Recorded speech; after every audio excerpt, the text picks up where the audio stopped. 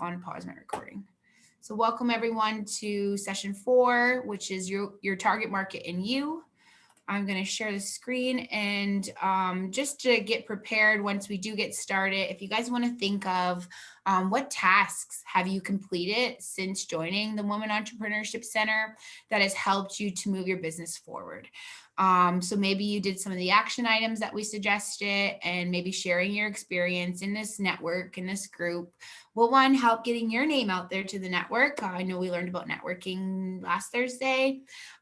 Two, also, if you went through a journey on your entrepreneurship experience, maybe your experience has great value to someone else in the class who hasn't maybe tried that task yet, or maybe has tried that task, and you guys can share some navigational tips. So this sharing opportunity is really helpful and really important, and I encourage you guys to do some sharing if you can. So that's what we're going to ask you is, what have you completed in the last 2 weeks that you've moved your business forward? Maybe you wrote out your network. Maybe you reached out to that next person. Maybe you did the Google Trends last week and you found some trends in your industry, or you found a network in your group. Maybe you participated in the lean-in sessions, or you registered for the webinars. So if you guys can get those ready, and when after we do the land acknowledgement, we'll have an opportunity to share. And I really hope that some of you are able to share what you've done, because it's great to get that little affirmation, claps, congratulations from the team. And again, you probably have some information that some other people would love to hear about through your experience. So just in the interest of time, I'm going to get into the swing of things and do our land acknowledgement. So today's session is session 4, and it's your target market and you, actually.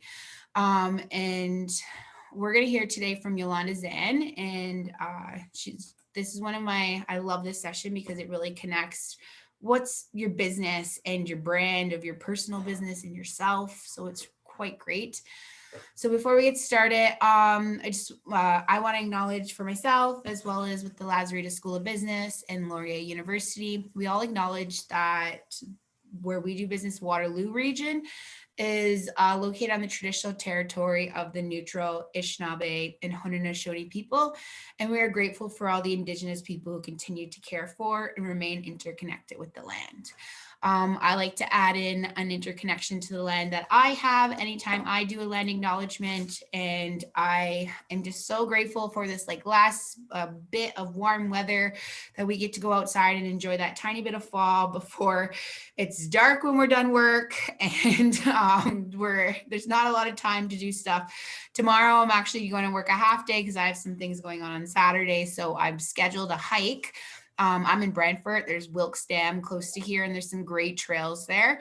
So I'm going to take my dog out there and just go enjoy nature and get that grounding at the end of the week. So I think it's a nice way to, start my weekend and end off my week to go out and be in nature and to be appreciative of this land that provides everything we need.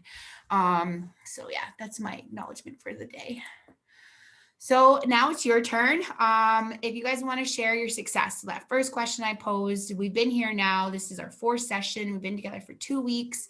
And, just starting the journey and showing up every week to be a part of these sessions can really help motivate you to get things done in your business. So I want to know what you guys done in the last 2 weeks. And so I give you some applause and congratulations. And so can our network here. Does anyone want to share? Not seeing anyone come off mute yet, but I can share. Perfect. Thanks, Megan. So this week has been just a bit rough for me, just for the elections and stuff, and following that. So I feel right now I'm not feeling super motivated. But last week was pretty exciting for me. I signed 2 new clients. And a few months ago I wouldn't have thought that was possible. I'm just really glad that I stuck to it because it's really exciting. That's awesome. That's amazing. Getting new clients is always great. Did they come out of networking out of here, or were they maybe people that were already seeing you, or? They honestly came out of like just random networking events that I've been going to. And I wasn't really expecting, like, I remember one of them, like I went to a networking event and like I showed up, I felt like such a mess and like I fumbled through like introducing myself. And then I ended up signing one of the people there as a client. Like she was like, I really like you and all of this stuff. So that was like pretty exciting. That's amazing. Thanks for sharing that with us, Megan. Thank you. Does anyone else want to share?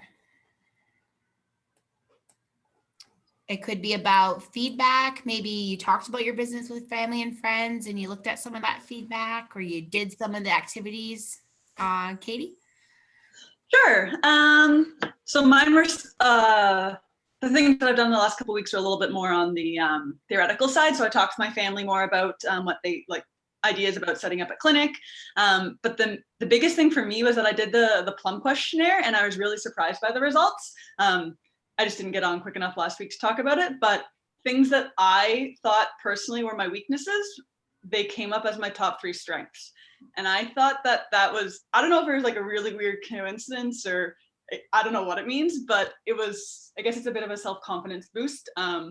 And for me, they were communication, decision-making, and managing. So that was just a good moment for myself. That's beautiful. Thanks for sharing.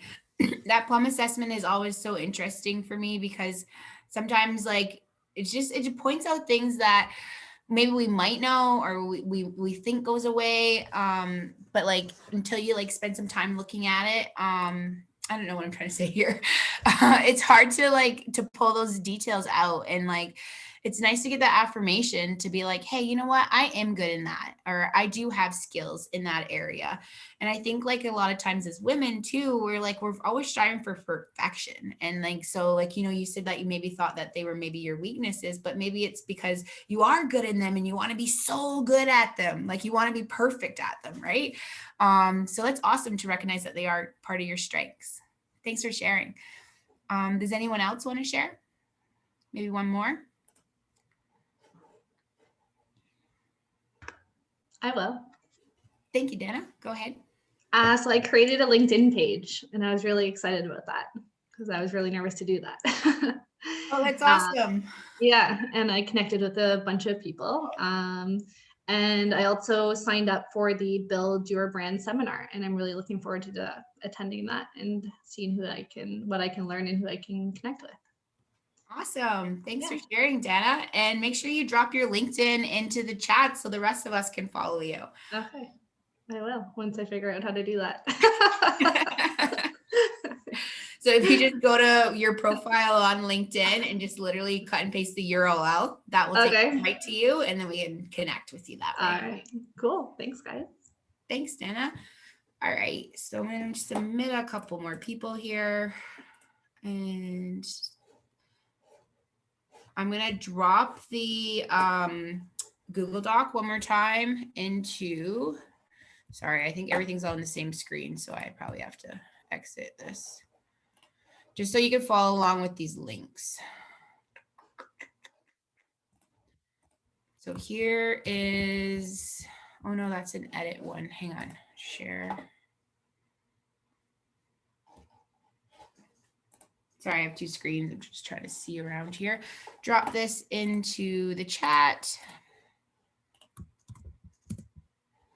And you guys can follow along with the Google links. So not all of you might be in the position where you're looking for money for your business just yet. But we did find a great resource, which is called Ontario Business Grants. And it is listed in your Word doc, and it's in the announcements. And they actually made a specific page for women entrepreneurship grants. So they have 18 current programs listed here that are eligible for women entrepreneurs in Ontario. So this is an Ontario business grant. So I do encourage you, if you guys are looking for capital or even just in your early stages of business, knowing what grants are out there and what you can aim for and what the requirements are to get those grants can help you, tailor and be specific with your work. So you're spending money or time to do your business canvas model because you require it for XYZ grant, and you're able to start plugging that data in as we're going through this course. So it's good to know what's out there at least and what you could qualify for. So this is a great resource. I do encourage you to spend some time taking a peek at this. Not only is there's stuff here listed for women, I do encourage you to just look at Ontario grants in general. Do not limit yourself to just ones that are specific for women. Do apply to the generic ones that are for all entrepreneurs, because you don't need to tailor yourself just into that women bracket, but there definitely is, you know, some ones that are targeted to you. So do take a quick look at that.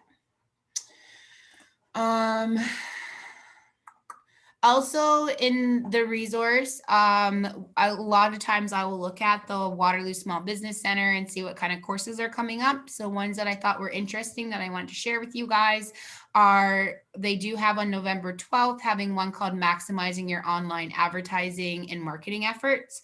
Now we will be having a marketing and an advertising session in here. But again, there's always many places that you can develop your knowledge base. And the Waterloo Small Business Center is always a great place to do that, or your local small business center. They have a lot of great resources, and a lot of times they have a lot of information on grants. And at some point, especially if you're operating like a brick and mortar store, likely you're going to have to deal with them to obtain any permits that you might need in your municipality. And those permits can vary from municipality from one to the next. So do keep in mind that you need to be looking at your small business center in your area. However, you can take courses from any small business center in all of Ontario or even further because of the great capabilities of Zoom. The one good thing that came out of COVID. So keep that in mind. There's another one coming up on the 19th called E-commerce Options for Small Business. So say you're looking to get into your online store, you haven't done that yet, or you know your customer base would like to buy your products online. They'll just give you an overview of some of the options that are available out there. So if you are interested and you're looking in that direction, please take a peek at that webinar. And then there's also Google Analytics for small business. I know when I started doing Google Analytics at my last job, I was like, what does this mean? How does it set up? I wish someone gave me a walkthrough. So if you are interested in looking at, who's searching you and where are they coming from? What are their demographics and how to read that data that Google provides, please take a look at that. You do have to keep in mind that, especially if you haven't set up your website yet and you're using like an individual designer, they need to set up a code on your website that provides that data to Google Analytics. So that's also something to keep in mind when you are developing your website, that you need to add that Google Analytics code into your backend. A lot of other stores, like say you're using something like a Shopify, likely they built it right into their features, so you won't actually have to get in to add it in. So just keep that in mind.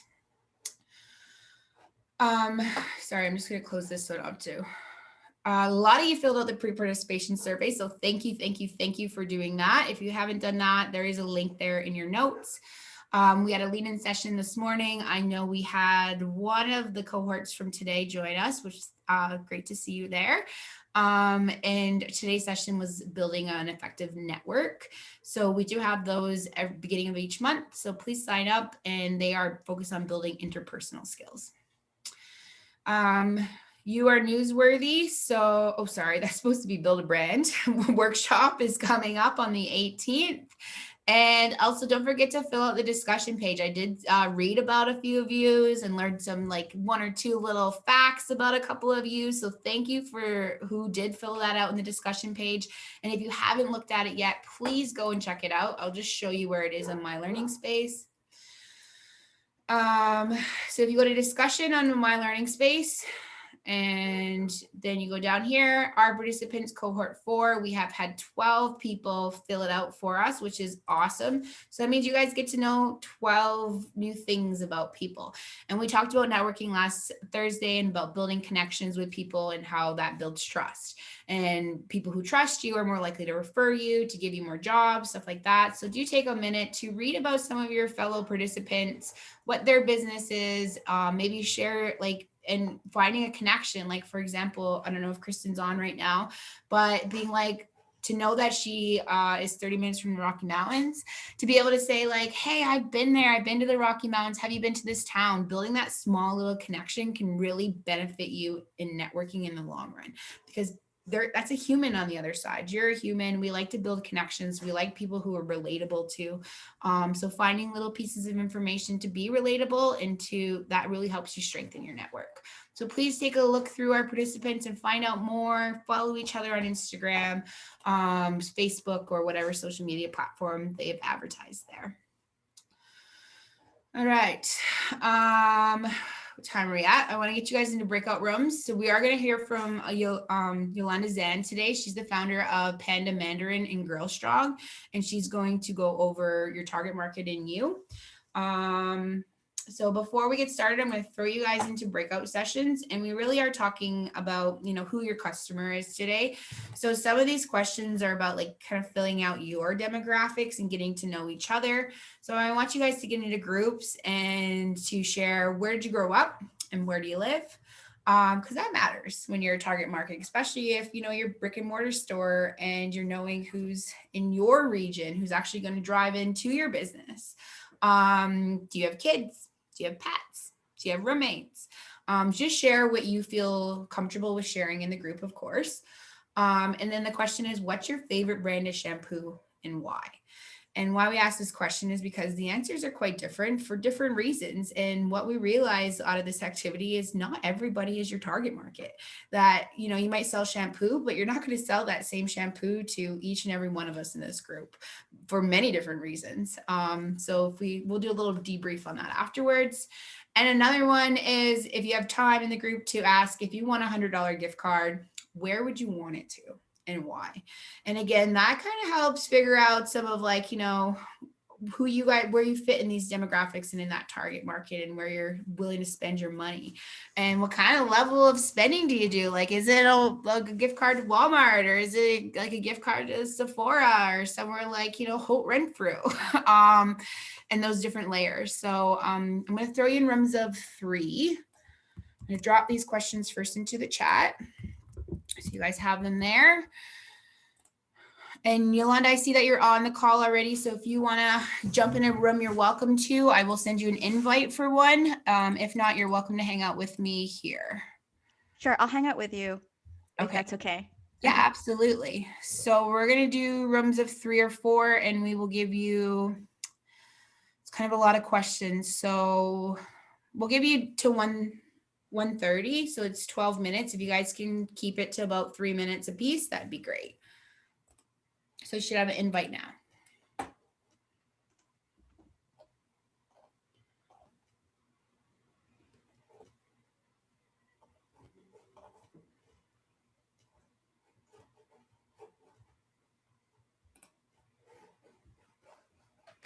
How's it going, Tabitha?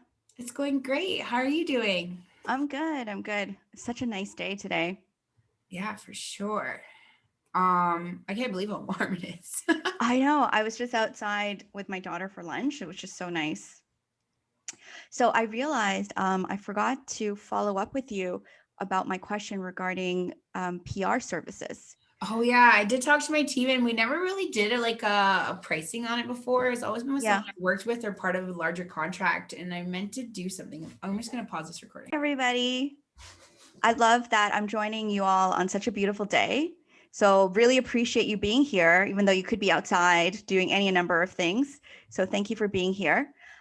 Before I start, I just have one quick ask, is that unless you have some really embarrassing thing happening in your background, if you could please join us on camera. It just makes me feel like I'm actually presenting to real people and not robots or just names. So if you can, and don't worry if your hair is not done or makeup not done right, no big deal. Nobody's judging. Okay. So, but I did do my hair for you. My daughter did my hair today for all of you. If you look at the back, it's actually completely flat. And I was like, don't worry, honey, we're just looking at the front. Don't worry about the back. So I hope that you can join me if you're comfortable. And yeah, so I'm going to just share my screen now with you, and then we'll get started. And as I do that, I would love for you to, if you want to share on screen or pop it into the chat room, what you're up to, because I haven't met all of you yet. And I just heard that this is your 4th session with me. And I'm sure that you have some ideas now, or you've already have a business going. So I would just love to hear from you either in the chat room, or if you want to share in the group, what are you up to? I just really love to know. And also it'd be fun for me to see who I can support, especially with the holiday season coming up. So if you could do that, that would be great. And then also I need to get 2 volunteers to help me with something. Can I get 2 volunteers, please? If you can either raise your hand or, oh, there we go. Sarish, did I get that right? Sarish? You got I it love that perfectly you right. volunteered without even knowing what I'm asking you to do. I love that spirit. Okay, now you have to do the chicken dance for 10 minutes while we watch. Okay, no, that's not it. So I would love for you to be our timekeeper. If you could please give me a signal at either 2:15 or 2:30 that you need a break, because I just go on and then I can't stop. So I need somebody to be like, Yolanda, you have to stop. We need a break. So that's Surish's job, if that's okay. Thank you. Yeah. And then can I get a second volunteer, please? Sheila? Awesome. Thank you, Sheila. Again, Sheila's volunteering without knowing. So now you're doing the chicken dance. No. So I would love to get a group photo at the end of my session. And I really don't want to forget it. So if you could please be that person to say, we need to get a group photo. So I did this in the previous cohort. And then what I did was I asked everybody to put in their social media handle. And then I posted the photo and I tagged everyone. So it was a really great kind of like group social media collaboration. And I still keep in touch with actually some of the participants from my last session. I was just telling Tabitha and how great that is. So I would love to do that, but without the group photo, it's really hard to do that. So that's going to be Sheila's job. So we're going to make sure we get a group photo. Awesome. So I'm just going to see, oh, there's so many great ideas here. Local honey. Oh, that's wonderful. I love honey. Plant. Oh, art gallery. Oh my gosh. Graphic designer. I feel like I can just finish my holiday shopping right here. This is great. Professional personal development, media production. Amazing. Handmade items. What are the handmade items, Gabriella? I would love to hear. If you could just go on unmute, that would be awesome. Sorry. Yes. So it would be crochet, macrame, and all that kind of paintings, at a lot of recycling stuff. So I'll use older or used jars, and you just paint them and repurpose them. So the whole idea is for repurpose. Right now, my biggest item so far has been spa kits. So you have the loofahs and the face pads and the scrubby pads and the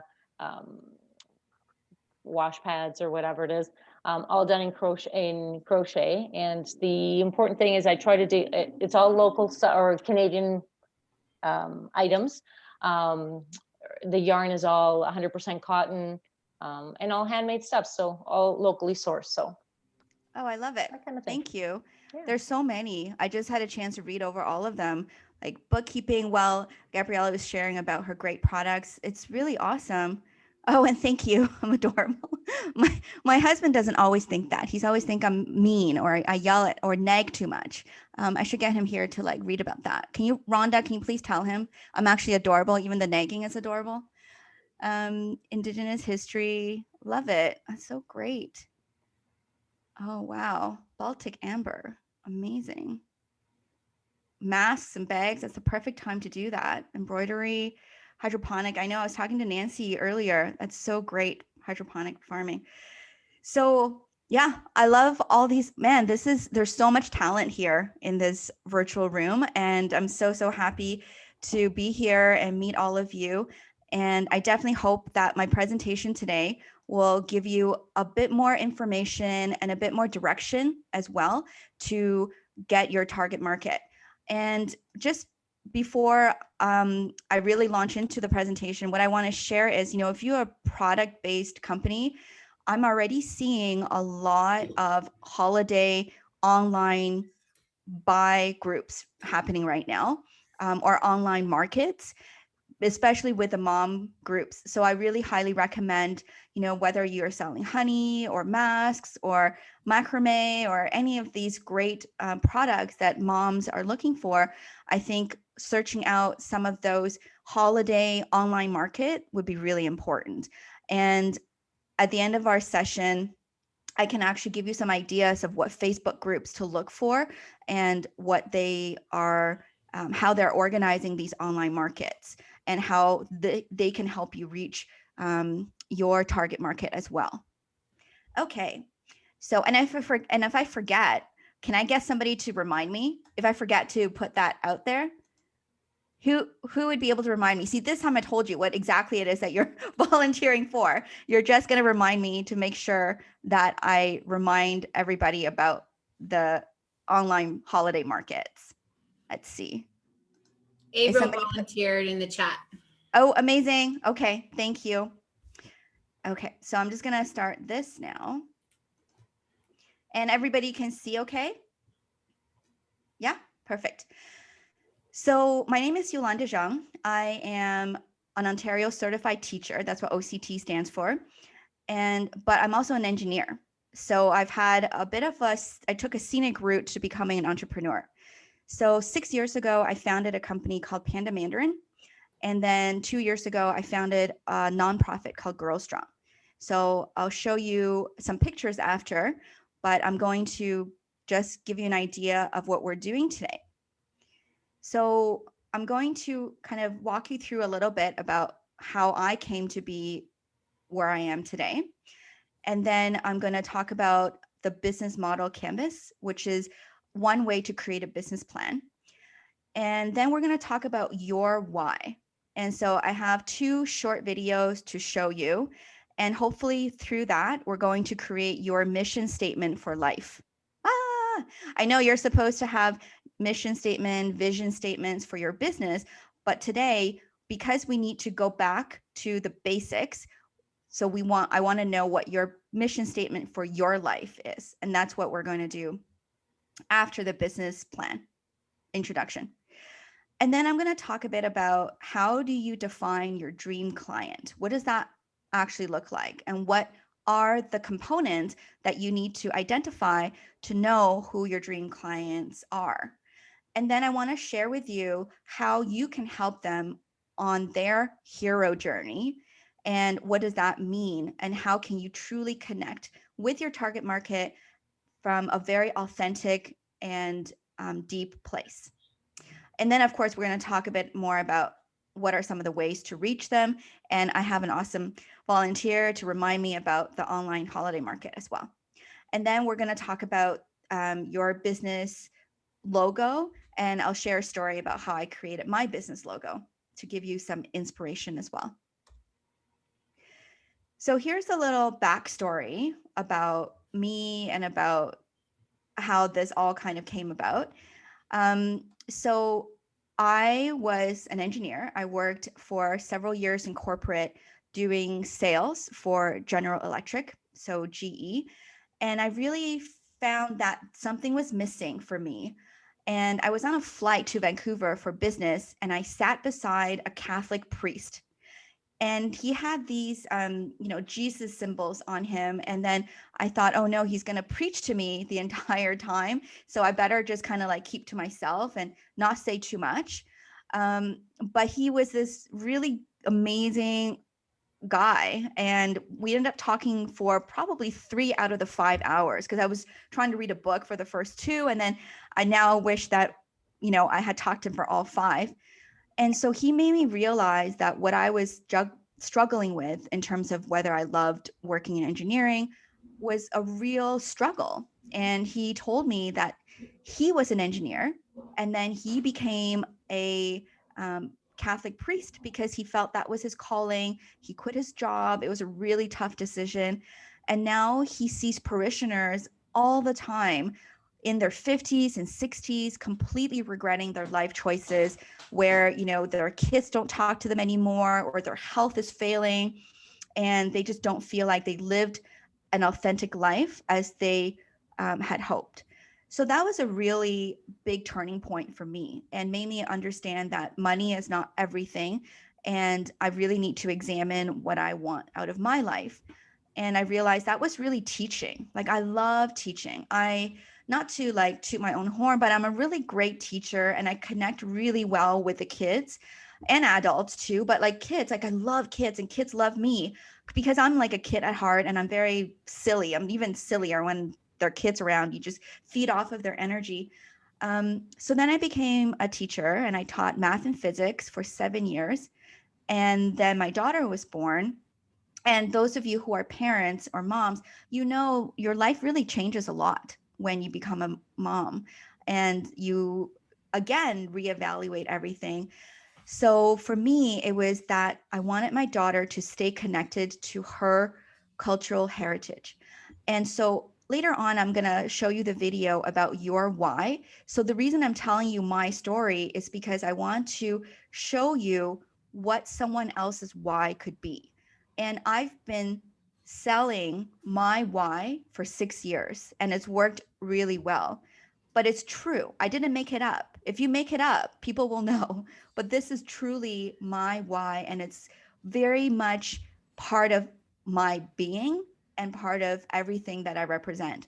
So cultural heritage is very important to me, and my family is very important to me. So I wanted my daughter to be connected with my family in China, to my family, to my parents here, and they speak Mandarin. And not all of them are going to learn English fluently to talk to her.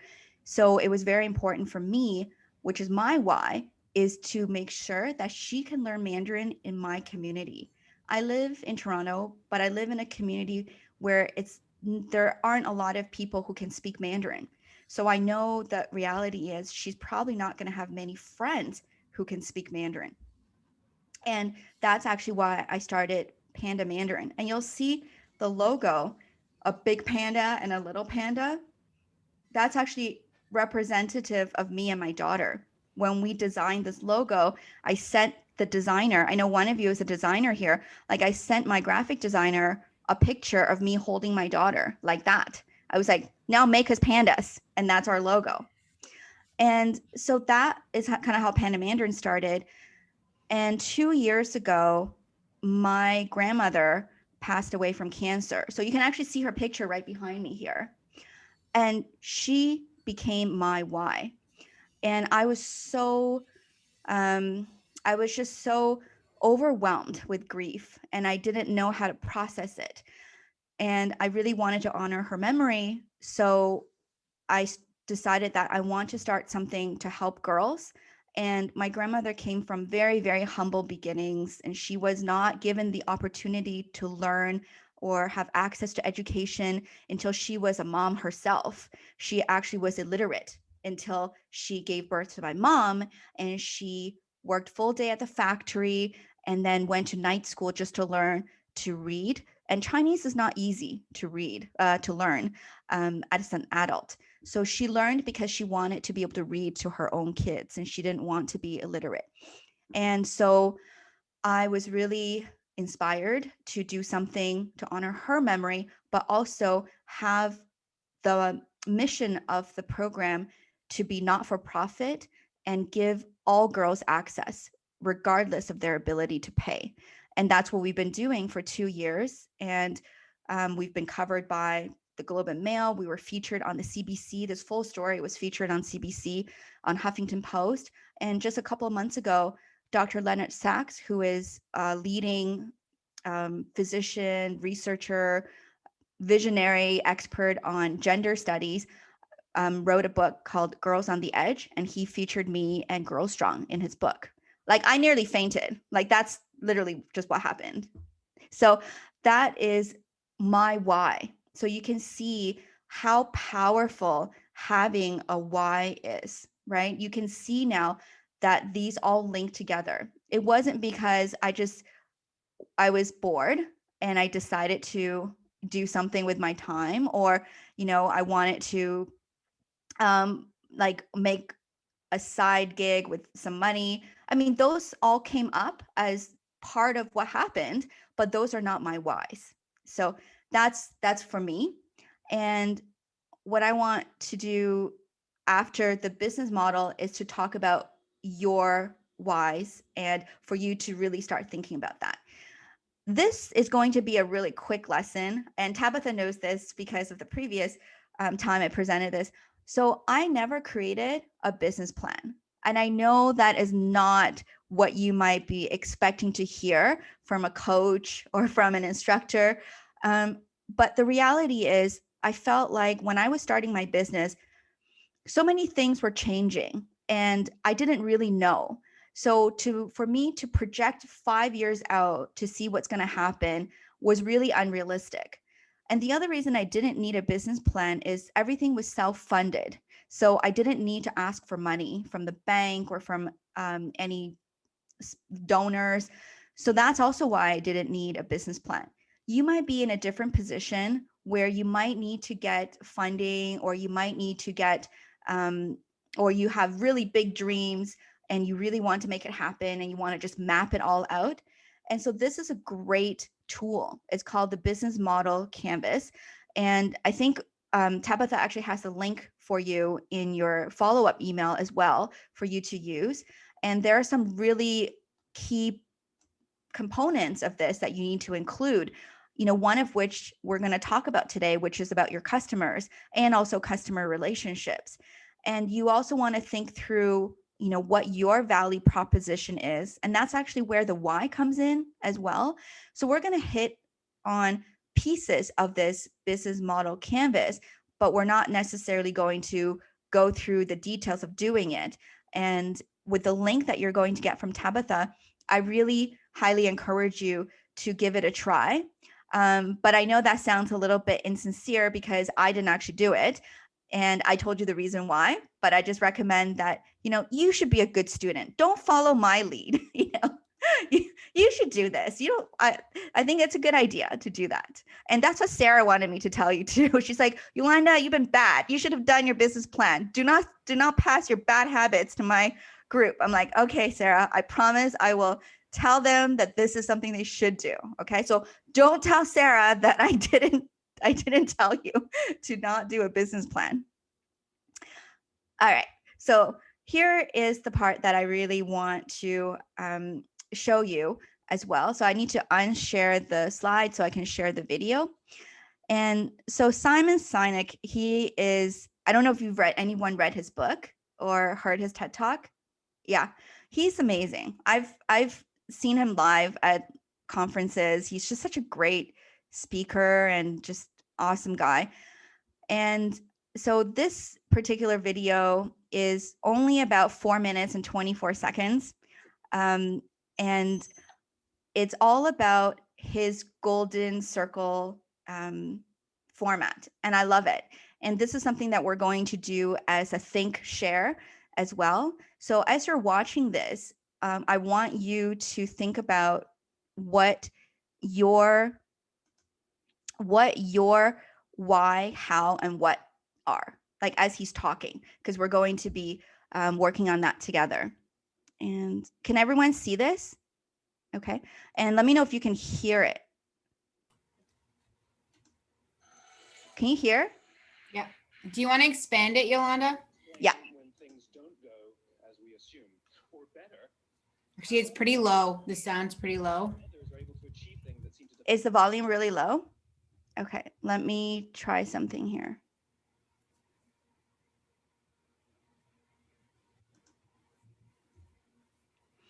I just have to share the computer sounds. And sometimes that doesn't go.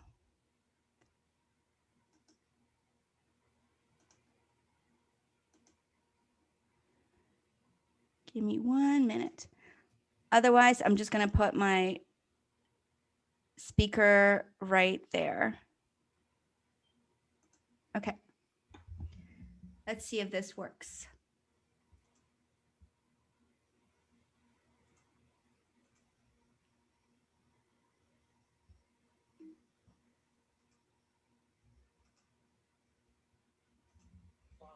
assumptions. For example, why is Apple so innovative? Year after year after year after year, they're more innovative than all their competition. And yet they're just a computer company. They're just like everyone else. They have the same access to the same talent, the same agencies, the same consultants, the same media. Then why is it that they seem to have something different? Why is it that Martin Luther King led the civil rights movement? He wasn't the only man who suffered in a pre-civil rights America, and he certainly wasn't the only great orator of the day. Why him? And why is it that the Wright brothers were able to figure out controlled powered manned flight when there were certainly other teams who were better qualified, better funded, and they didn't achieve powered manned flight, and the Wright brothers beat them to it? There's something else at play here.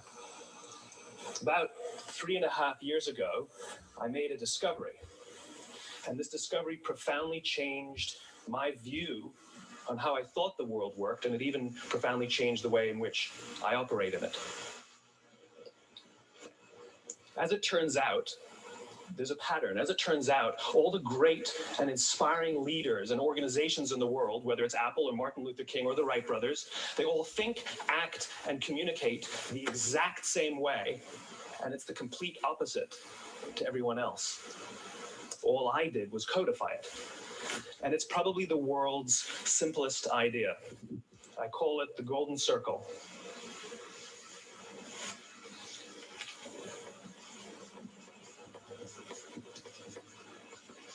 Why, how, what? This little idea explains why some organizations and some leaders are able to inspire where others aren't. Let me define the terms really quickly.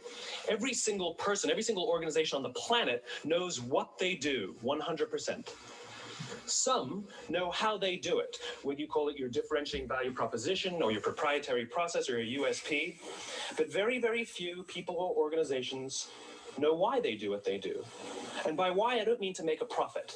That's a result. It's always a result. By why, I mean, what's your purpose? What's your cause? What's your belief? Why does your organization exist? Why do you get out of bed in the morning? And why should anyone care? Well, as a result, the way we think, the way we act, the way we communicate is from the outside in. It's obvious. We go from the clearest thing to the fuzziest thing.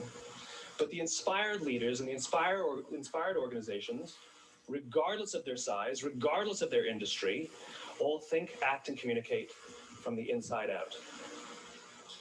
Let me give you an example. I use Apple because they're easy to understand and everybody gets it. If Apple were like everyone else, a marketing message from them might sound like this. We make great computers. They're beautifully designed, simple to use, and user-friendly. Want to buy one?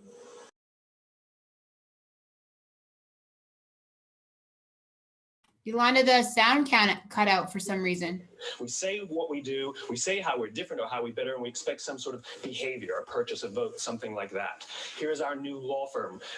We have the best lawyers with the biggest clients. We have, we always perform for our clients, do business with us. Here's our new car. It gets great gas mileage. It has, leather seats. Buy our car.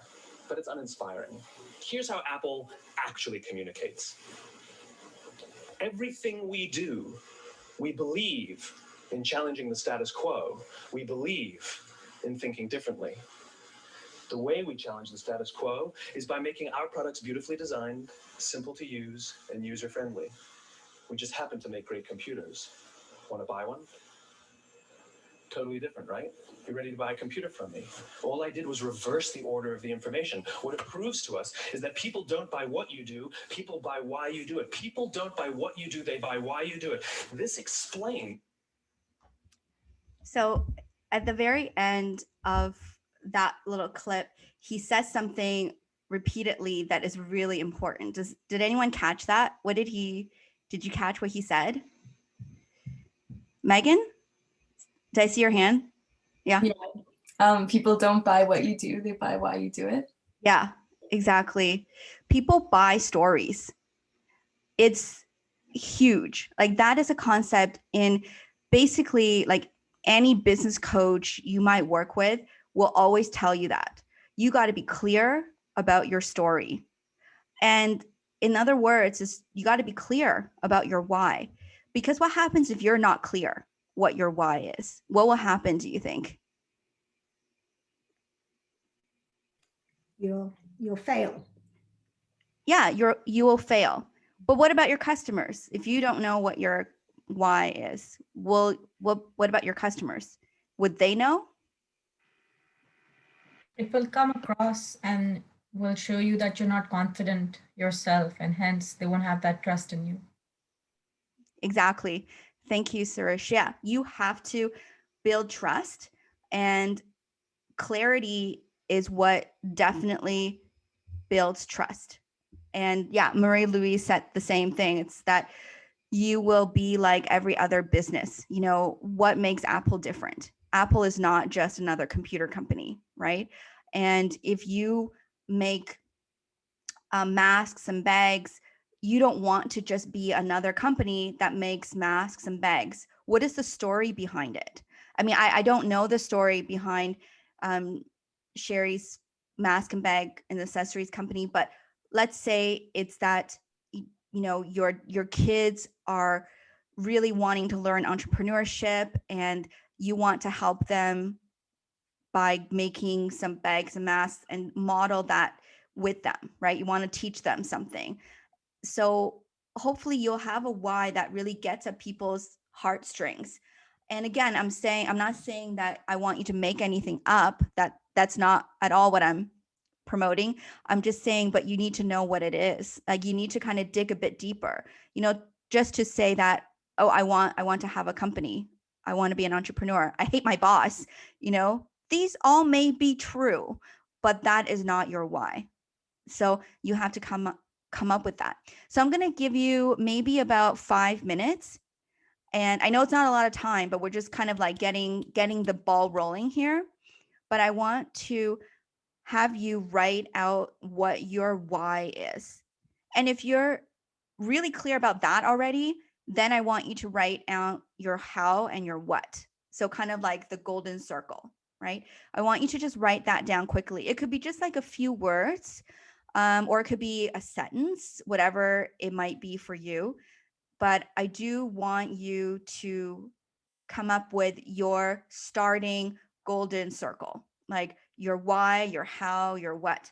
And Avril had a question here that's and your why could be changing, could keep changing if you're not clear, not giving customer consistency. Yeah, that could be a problem for sure. And there's a quote I've always really liked. And for the first 3 years of my business, I had it taped on my wall that I can see all the time, right by my desk, where it says, the clearer the ask, the easier the sell. So the clearer your ask is, the easier the sell will be. Whereas if you're like all over the place and you just say, oh, you know, I have a Mandarin program, but then I also have like ones for adults, and then I also teach dance in Mandarin, and then I also do, you know, a little bit of cooking. Like people are just going to be confused and they're not going to know like what it is they're buying. And then people like clarity and they want to know. So I'm going to stop talking for a bit for you to write that down. And then we're going to do a bit of sharing. But if you have any questions, please feel free to pop it in the chat room. I guess I have a comment to kind of layer it into some of the other sessions. So we did networking last Thursday, and we talked about how building trust with your network had to do with like a lot of connections and being connected to someone. So why the why is so important is because if I know your why, I can connect with you. I can see a piece of me in there. And I think that's so true why people buy your why and not your product is because they're able to build that instant level of just trust out of never even knowing you because they know your story and they can see themselves in that story somewhere. So I think that's a nice little layer. Yeah, thank you, Tabitha. That's perfect. And I think always knowing your why is also helpful for you because there are really hard times in an entrepreneurial journey. I mean, COVID has been a really, really big hit to my business and even my team's morale has, been affected as well, because we're so used to meeting all the time, and we do a lot of like team building and just to keep each other up. But during COVID, it's been really hard. So if you're not clear about what your why is, then it's really hard for you to get through those tough times too. It may not be COVID, but it could be something else. I don't think I ever had a year in the past 6 years where I can say like nothing bad happened. Every year something bad happens. So I shouldn't say bad. Let's say challenging. There wasn't a year without any challenges. So can you combine the why for you and why for your clients? That's a really good question. I think your why will connect with your clients, or you're probably not going to sell any of your services or products. Your why has to connect with your client. So just to give you an example, so many of my clients in Panda Mandarin are second generation Canadians who have lost their language abilities. And so they cannot speak to their parents or grandparents in their native or in their heritage language. So they get why this is so important to me then. They get my why because they have the same why, or they can understand really intimately why that would be important. And they may not be, we're very multicultural, like Panda Mandarin is a very multicultural school. So a lot of the parents are not Chinese, but they get that still. They get that importance of connection. They get that importance of family. So that's where I think my why lines up with the client's why. But it's still just mine. Like that's literally just my why. I wasn't trying to, just see what theirs is, but like I think it has to come from you first. And where it becomes a business is when it connects with more than you. It connects with lots of other people. I'll give you an example. So I really like slime. So I'm probably one of the oldest like slime makers out there, right? I just love making slime. So my why is I love making slime and I love the sound it makes when I play with it. That's pretty simple. I just love it. Well, other people might like that, but I don't know how many people will pay me to play with slime for them to hear it. I mean, there are like professional slime makers, on Instagram and so on, but they're all like teenagers with lots of time on their hands, so they can do that. But I'm just saying, like, you might have a why, but it just may not be a viable business idea. Well, that's where the business plan comes in as well, to see, is there a market for it? Will people pay for it? So that makes sense. How do you show up authentically with your why if it feels really personal? I get that, like it sometimes you may not want to share something so personal, and that is something that you need to be comfortable with. But I can tell you, in this day and age where there's a lot of fakeness on social media and just like pretentious whatever, the more real you can be, the more connected you will feel. But that has to come from a place of comfort. You should not be doing anything for your business that is not real to you or that doesn't sit well with you. Like, I'll give you an example. This year, in October was the Mental Health Awareness Month. So I shared in my personal and professional network that it also marks the 20th anniversary of my diagnosis of bipolar disorder. So I've been dealing with bipolar disorder for 20 years. I've never shared it openly before. It's very personal, but I felt ready. I was like, I'm ready to share. And a lot of people reach out to me. The outpouring of support and encouragement was really amazing. I felt really vulnerable, for sure. It's not easy to share about that. I've always been so embarrassed and ashamed. There's a lot of shame and guilt. It's also because, growing up in Chinese culture, you just don't talk about that stuff, but I did. But I didn't do that before, If I met you a year ago, I wasn't ready yet. So I wasn't going to share about something that personal. But this year I was ready. And so I did. But it's up to you. It's really got to be authentic for you. And I keep saying the word authentic because it's so true. It's so true. It's so important. And so Gabriella said uniqueness and thoughtful items. Crochet was your bond with your grandmother. Yeah. So it's not, that's really beautiful. And if personal, I feel like it's not professional. Well, I get that, Sheila. I mean, it kind of depends on what you do as well and what business you're in. I can see that if maybe you're an accountant, sharing about something deeply personal may not jive with that, I mean, I think in any business it could, but I can see how, and maybe in that business it doesn't. For me, I'm empowering young girls to be real. I'm empowering young girls to be confident and be themselves.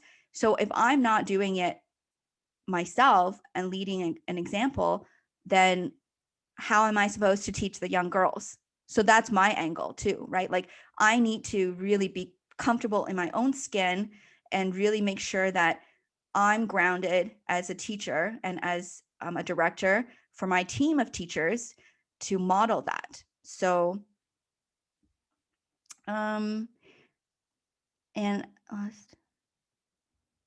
sorry, this part, I struggled for years to figure out my why and creating my brain story. It's been, yeah, I can totally understand that, Sherry. Is it Sherry or Cherry? Sorry if I'm saying it wrong. No, you have it right. It's Sherry. Sherry. Yeah, I Sherry. totally understand that. Like it's not an easy thing to do. That's why I said it's silly that I'm giving you 5 minutes to write it out, but I just kind of want a quick like brain dump of your ideas. But yeah, it's not something that can be done easily. And my why for Panda Mandarin is changing this year. Like it changes. It doesn't stay exactly the same. And so it's a kind of an ongoing process, but the core of it shouldn't really change. The core of it for me is still about connection. That didn't change. But what did change is how I'm going to be reaching my audience and why I'm doing what I'm doing. So that part of the why kind of changed, but the connection part is still the same. So don't be hard on yourself if you need a bit more time, to figure that out. Okay, so does anyone want to share their why with us? Does anyone else want to share their why? Or I can read out this one from Avril. So for hers is tied to the values of her business, community collaboration, connecting with neighbors, accessibility. She's a PSW and also struggle with mental illness, ecological sustainability, nature is important, and intersectional feminism from your mom and educational background. Yeah, that's really great. And, and thank you for sharing that with us. I think that I'm just going to challenge you to really pick one of them and make it into a bit of an elevator pitch for yourself. If you imagine I know right now we're not really riding an elevator with people, but let's say you're riding an elevator from first floor to 10th floor and they're just like, oh, why are you doing what you're doing? You want to just explain it to them. So you kind of want to be able to succinctly explain your why if you are riding in an elevator for 10 floors or about a minute. So that's what I would challenge you to do as well. All right, so I'm going to just go back to here, and to help you a little bit more with your why is I'm going to recommend a book. So The 7 Habits of Highly Effective People is one of my favorite business books. We are the only licensed program in Canada to deliver the children's version of this training. So Girl Strong is. And this summer, I had my entire team of 13 teachers become certified in 7 habits. It's just such a great way to teach yourself about what's important and live habits that make your life better. And so habit 2 is begin with the end in mind. And coincidentally, this is actually a habit that we're going to be starting to teach this weekend. We just finished habit 1 with our program. And some of the really big questions that they asked in this book, which some really like hit a really like raw place for me. They said, what would you want to have on your epitaph? And after, you know, I found out what the word epitaph meant, which is tombstone, I was like, oh, wow, that is really like really crazy. And I see some chats popping up, but Tabitha, I can't read the chat while the screen is shared. So let me know if there's something that I should answer, okay? And then they said, you know, what would you want to hear in your eulogies? Like in your eulogy, like what would you want people to say? So the book goes through that like process of, okay, now your family is coming up to say something about you. Now your coworkers are coming up to say something about you. What do you want them to say? So to really think about it, right? And the whole point is you are going to work backwards. So you're going to imagine the end, right? Beginning with the end in mind. You're going to imagine the end and you're going to go backwards and see what happens. And then, so as part of our license agreement, I have access to all of their videos. So I'm going to show you a video from the certification program. So of course, you're not going to get certified just by watching one video, but I get to show you that video. And it's a lot less dark. It's actually about your 80th birthday, but it helps you to kind of think about this as well. And it might actually inspire you to come up with your why. Like if you're struggling with your why, it might help to come up with that too. Okay, so let me just share that video.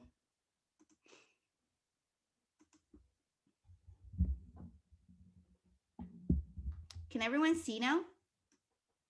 Okay.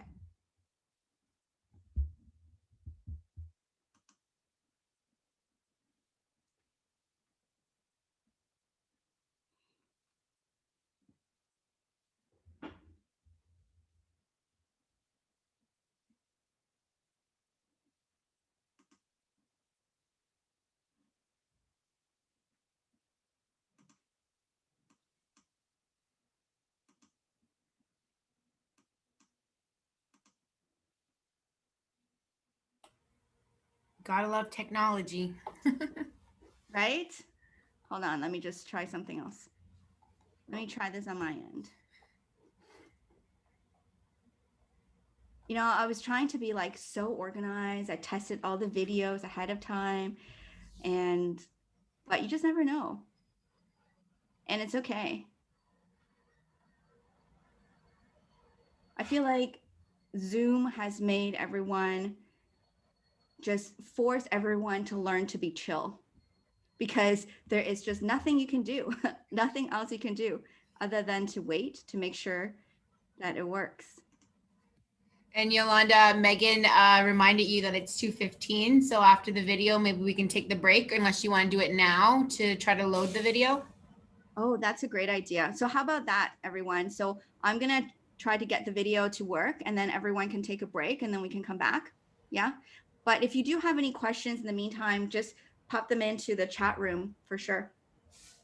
So we'll come back at, give 12-minute break. We'll come back, or 11 minutes. We'll come back at 2:30. Does that sound good with everyone? Yeah? Okay. Thanks, Harish. Really appreciate it. Oh, Megan. No, thank you, Megan. And I was waiting for another 2 minutes, but appreciate it. Back at 2:30. Great. And I'm just gonna go off video and try to fix this one. Yeah, and I'm gonna turn my video off as well, guys. So we'll be back in 10 minutes.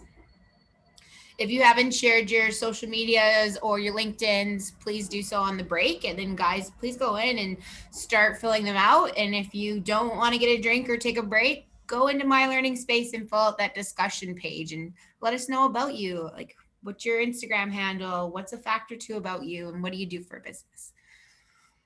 and we'll be back in 10.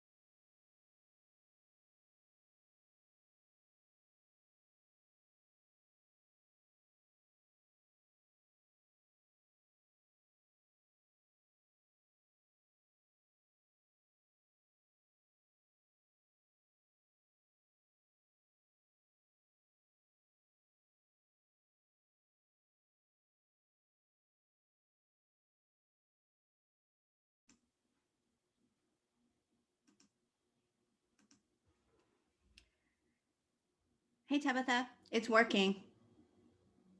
Can I try it on you? See if you can hear it, okay? You can. Okay, great. Yeah, sorry, I was talking to you on mute. I do that all the time. It's so funny how much wasted words have been said on mute, right? Yeah, once a day, once a day I do it. Yeah. Oh, me too. That's why now, like in a lot of my classes, I just tell the teachers, just tell everyone to be like not on mute. So that way it's easier to communicate, but people like the safety of being on mute too.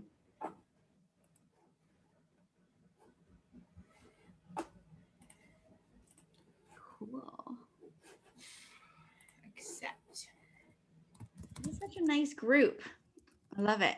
This is such a great like initiative you guys are doing. Yeah, I've gotten to meet a lot of great business entrepreneurs. It's just amazing. And I love how meshed the groups come by the end of it, and really are so supportive of one another and want to keep the connections going. I know Dan is actually sending out a link right now for a chat on Facebook, which I just accepted, which is awesome. It's so great to see you guys networking. That's awesome. So it's 2:30 now if you want to get back into it, Yolanda.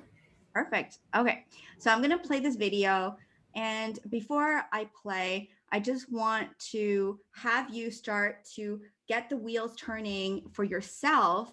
You're gonna be watching quite a few different 80th birthday parties, and you're gonna be hearing what their families and friends are saying about them. So I want you to start thinking about that too, because I'm going to be challenging you to create some pieces of your own mission statement for life after the video. Okay, so just kind of get the wheels turning in your brain. So I'm gonna start.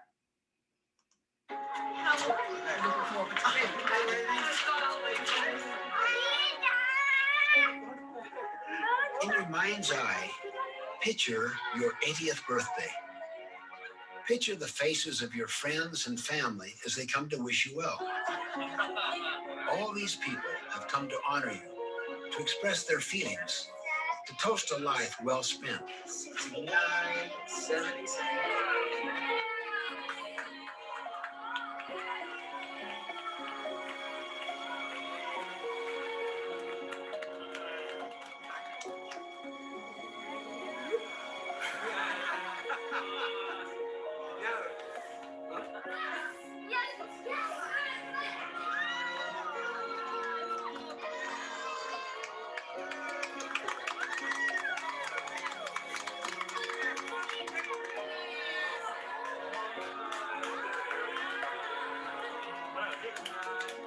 Imagine you are the person being honored, the subject of the speeches.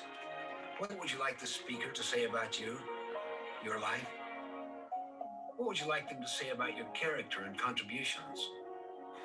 What achievements would you want them to remember? What impact would you like to have made in their lives? Thank you so much for always being there for me and supporting me no matter what I do. Paciência com as minhas travessuras. Que hoje, essas crianças, né, amor? Eu vou passar todo o ensinamento seu para meus filhos. Obrigado.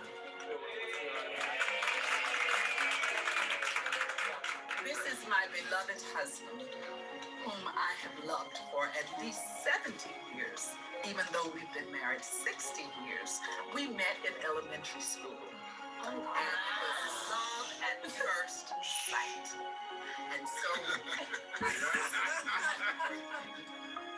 思い起こすとね、やっぱり親父の後ろ姿いつも心がけあって、それに励まされて今からな、そういうふうに思います。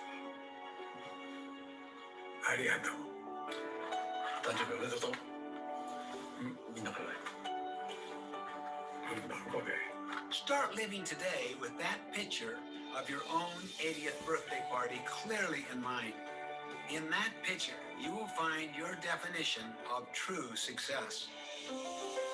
I have found that it is extremely helpful to write down what you truly desire inside a personal mission statement.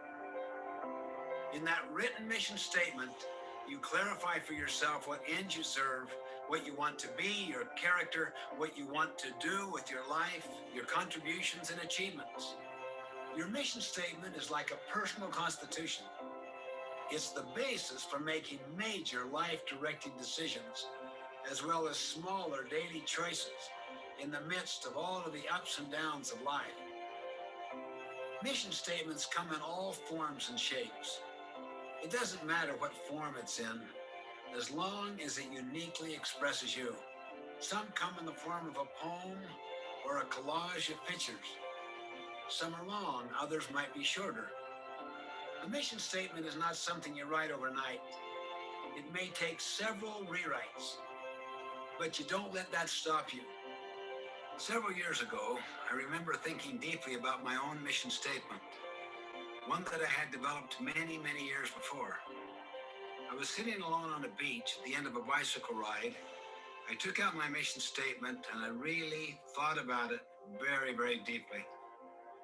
It took several hours, but at the end, you can't imagine how I felt such a sense of clarity, such a sense of renewed commitment, and such a sense of exhilaration and freedom. Once again, I knew what my life was all about. Viktor Frankl says, we detect rather than invent our missions in life. I like that choice of words. Detect rather than invent. You see, defining our mission really requires thinking through our deepest desires, our dreams, our sense of responsibility, our most intimate and satisfying relationships. Our meaning comes from within, from down deep within ourselves. As the poet Mary Oliver asks, doesn't everything die at last and too soon? Tell me, what is it you plan to do with your one wild and precious life?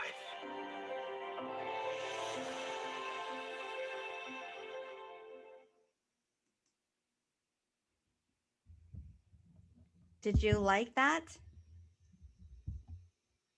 Yeah. The first time I saw that video, I've seen this probably, I don't know, 20 times now, but the first time, and I still love watching it each time. And the first time I watched it, I really cried. It was very moving for me, to see all the birthday parties and what people were saying about them, and, thinking about my life and what that might be like. So yeah, so I hope that was inspirational for you as well, especially if you're having trouble coming up with the why of your business. I think we need to take a step back and come up with the why of your life. And mostly because the why of your life needs to be aligned with the why of your business.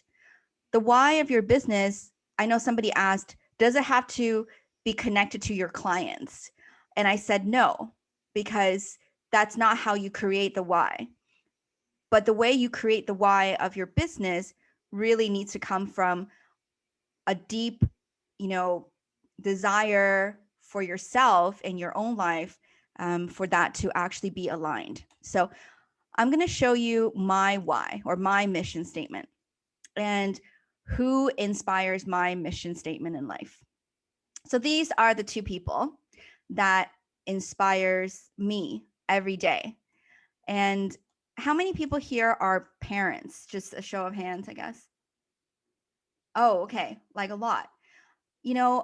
Then you probably will understand when I say that your children are your best teachers. I learn from my daughter every single day, and I'm inspired by her every day. She makes me see things from a completely different perspective, like all the time. So my mission statement for life, and this has been redrafted over the course of probably 2 years now.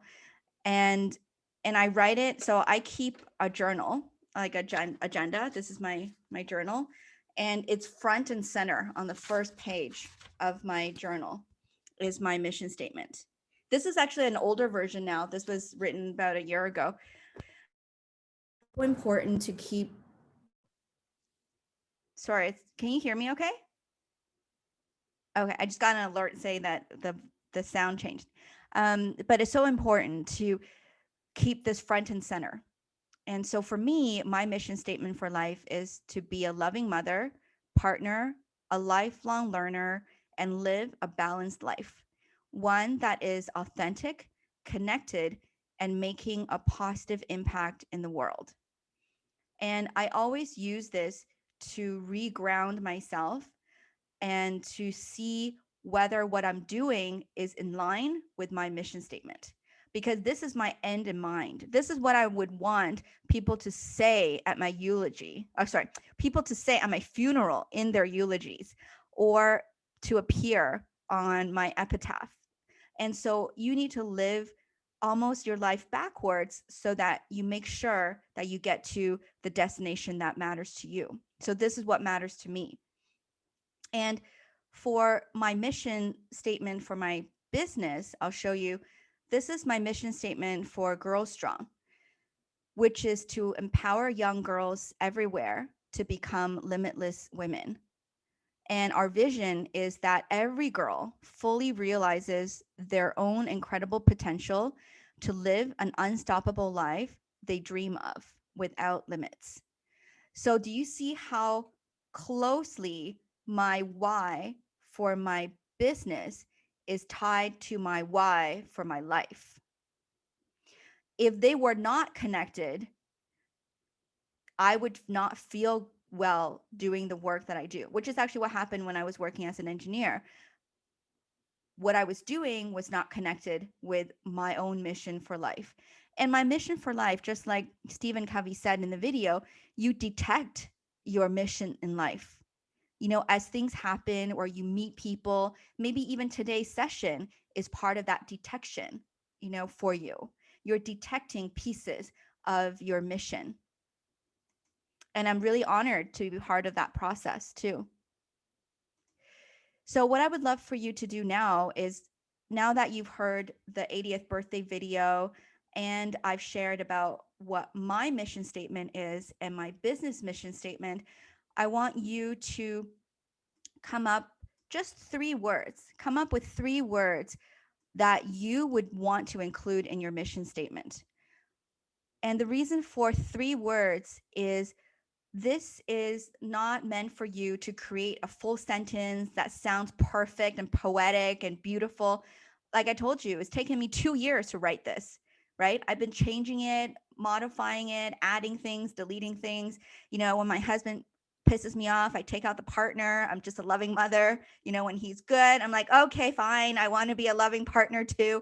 No, but you know, like things change all the time. And partner also represent friends. You know, like I didn't put partner and friends. It's because I feel like my friends are my partners in life too. So I think for you to come up with 3 words that really speaks to you and that you would want to include in your mission statement, I want you to do that right now. If you could take a few minutes and share, if you could share with us in your in the chat room what your 3 words are, that would be great.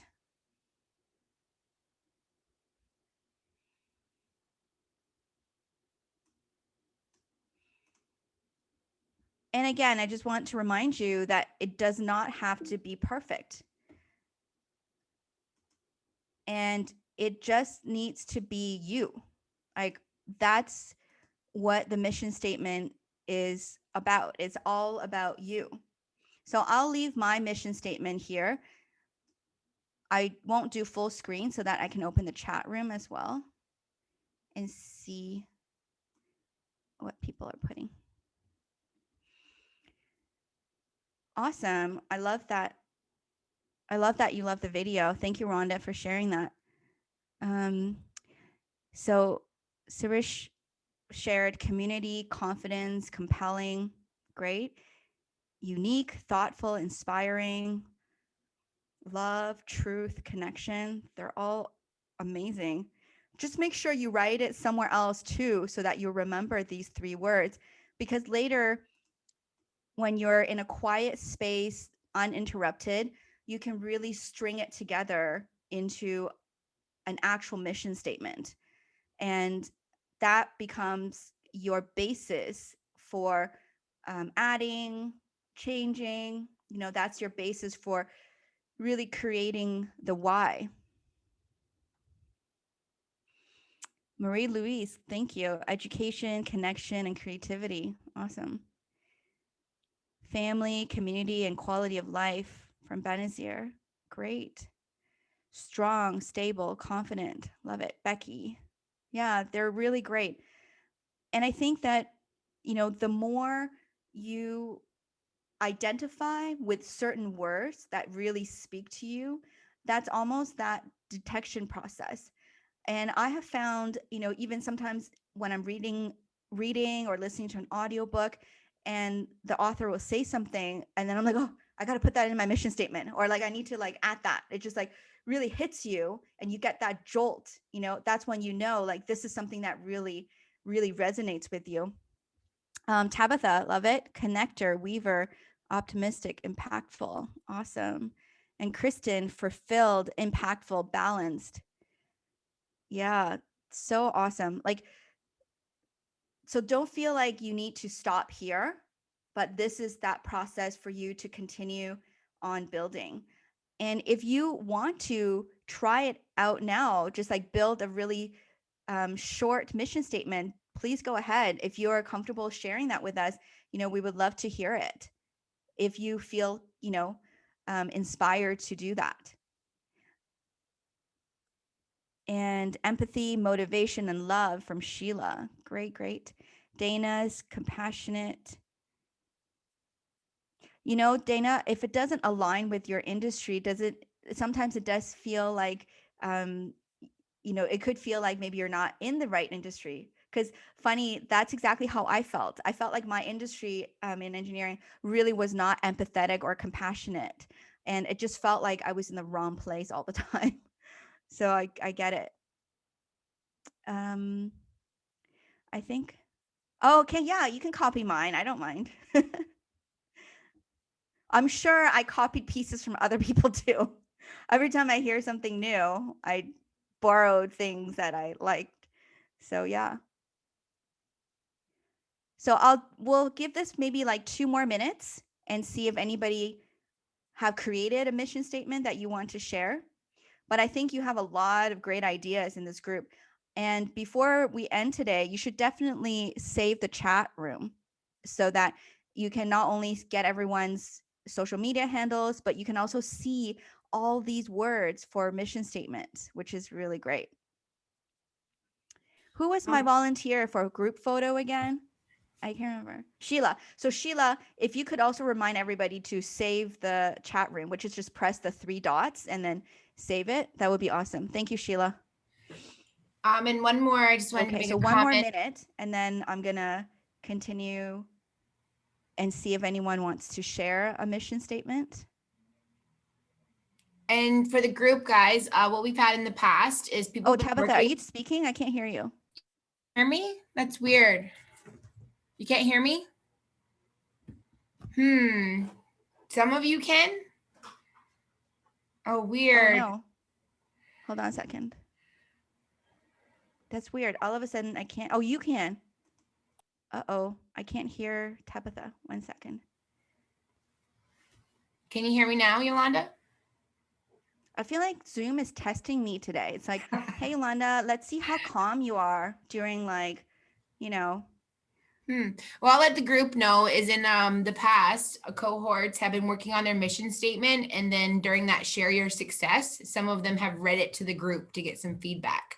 So if you guys want to do that and, you know, you're working on the next couple of weeks, if you want to take that opportunity and on Thursdays to share your success, give us a read of your mission statement. That's great. Oh, you did hear me now? There you go. I can hear you now. Yeah. Perfect. I don't know. It's a fun day with the Zoom. I don't know what's happening. Like I said, it's always good testing me to see how calm I could be. But I hear you now. No, that's a great idea because it takes time, right? It's not something that you can actually just create off the cuff. But on that note, did anyone create a rough mission statement that they might want to share with us before we move on? And no judgment anywhere.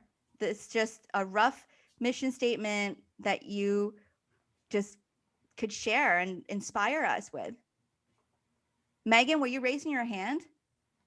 No, okay. Does anybody want to share? No worries. So you know what? Then we'll go with Tabitha's idea that in the later session, you can give them a chance to share. Like in the group, right? That would be great. Perfect. Oh, well, one last 3 words: connecting queens, connecting hives, connecting neighbors. Awesome. I think that's the honeybee, the local honey maker, right? Amazing. I love that. Okay. Alrighty. I feel like we've just come from like a high. We've like reached like a bit of a, in the story, we reach a bit of a climax. So now I'm going to kind of bring you down a little bit, but it's still, very important things to talk about. So I'm going to talk to you now about your dream client.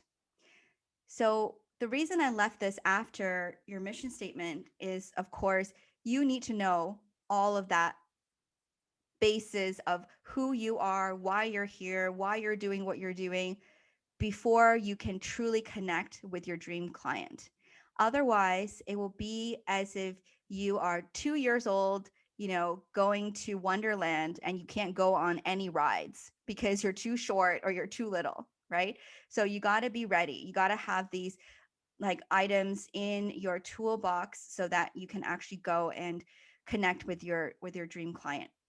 So I'm actually sharing with you what I've created for Panda Mandarin, for our dream client, and for our team training. So every teacher go through an orientation process, and this is part of that process, is to teach them about who our clients are and what they're all about.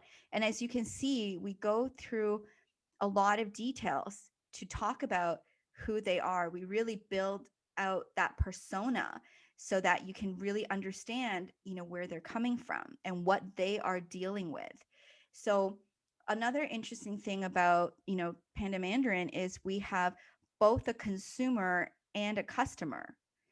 And it's not as it's not a simple one-to-one relationship, because our customer are the parents who are actually paying for the programs, and the consumers are the children who are consuming or participating in the learning process. So that's why we have to have 2-tier, dream client persona to be set up. And some of you may have the same kind of setup as well for your client persona. And this is a really great link that I know Tabitha has in her email already, where you can actually make an avatar. At HubSpot, they have a Make My Persona tool that you can create. You can like change the hair color, skin color, eyes. You can add different kinds of like clothing.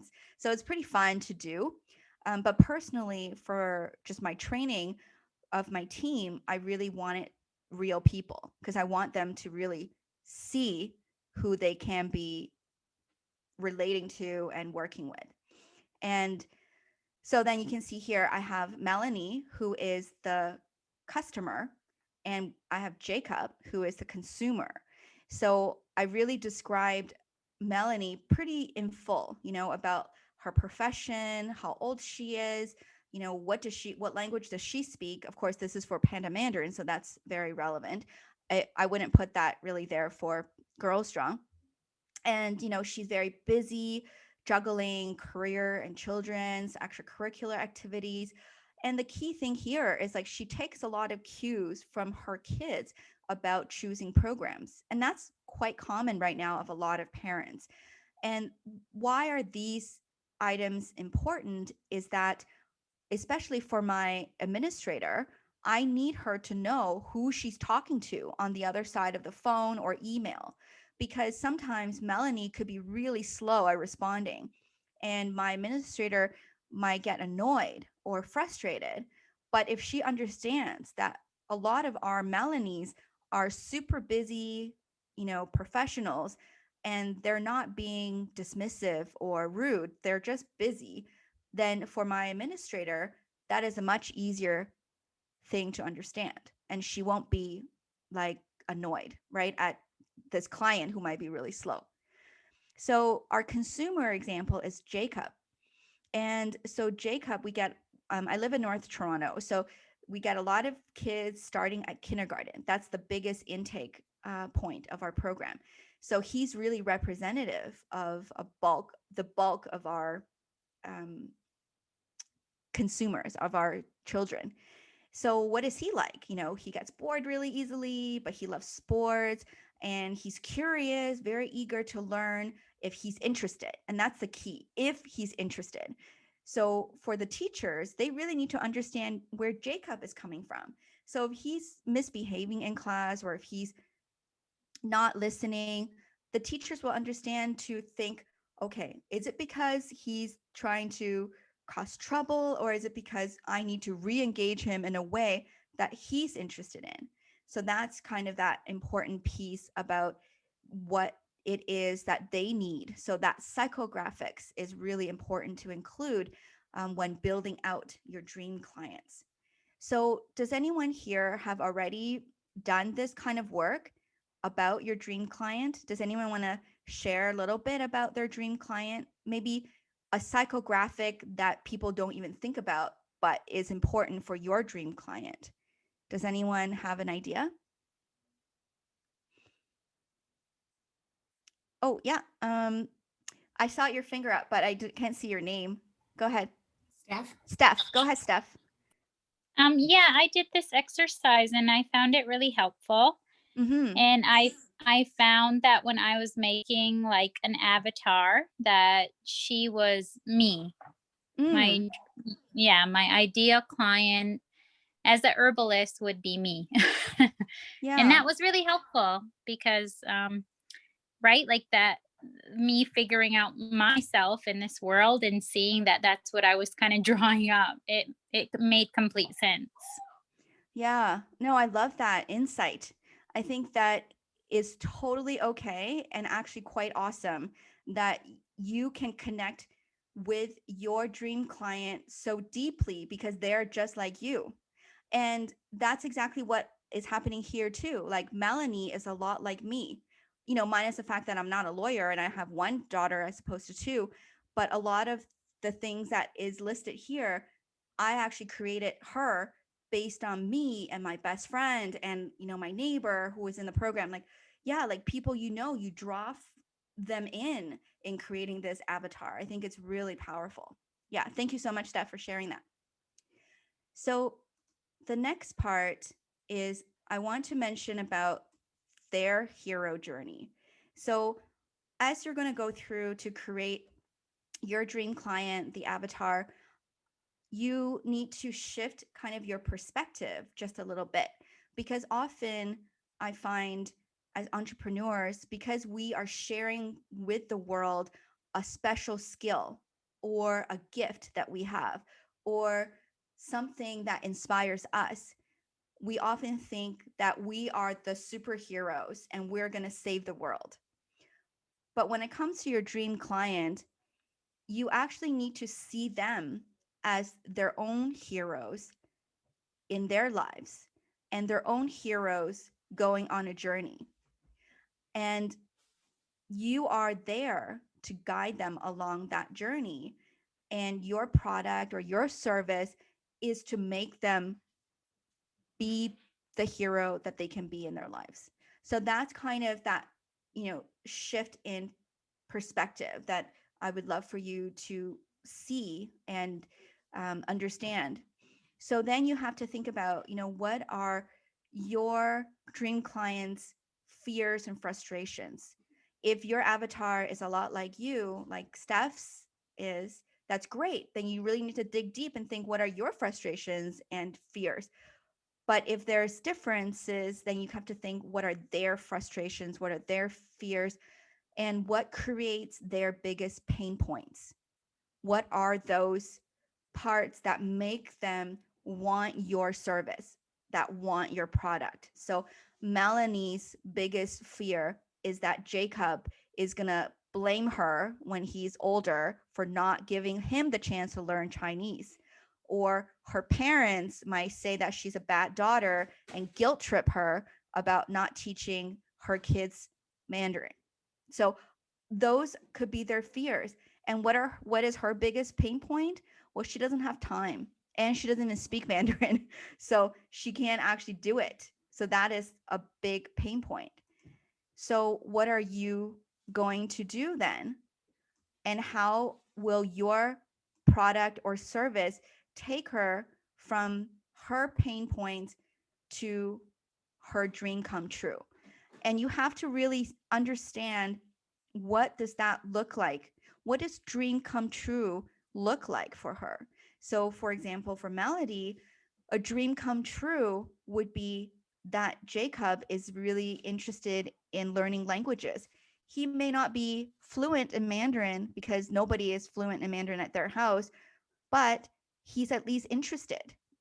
And that he will go on to maybe learning other languages because he's had that foundation when he's younger, right? And then how can you help her to go from A to B? Like, what can your product or services do for her so that she can complete her hero journey? Does that make sense? Can anyone think of their clients right now and what their A to B might look like? Does anybody want to share a bit about your existing, thoughts of clients and what their hero journey might look like?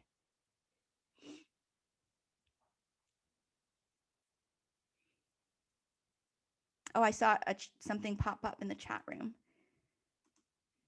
Let's see.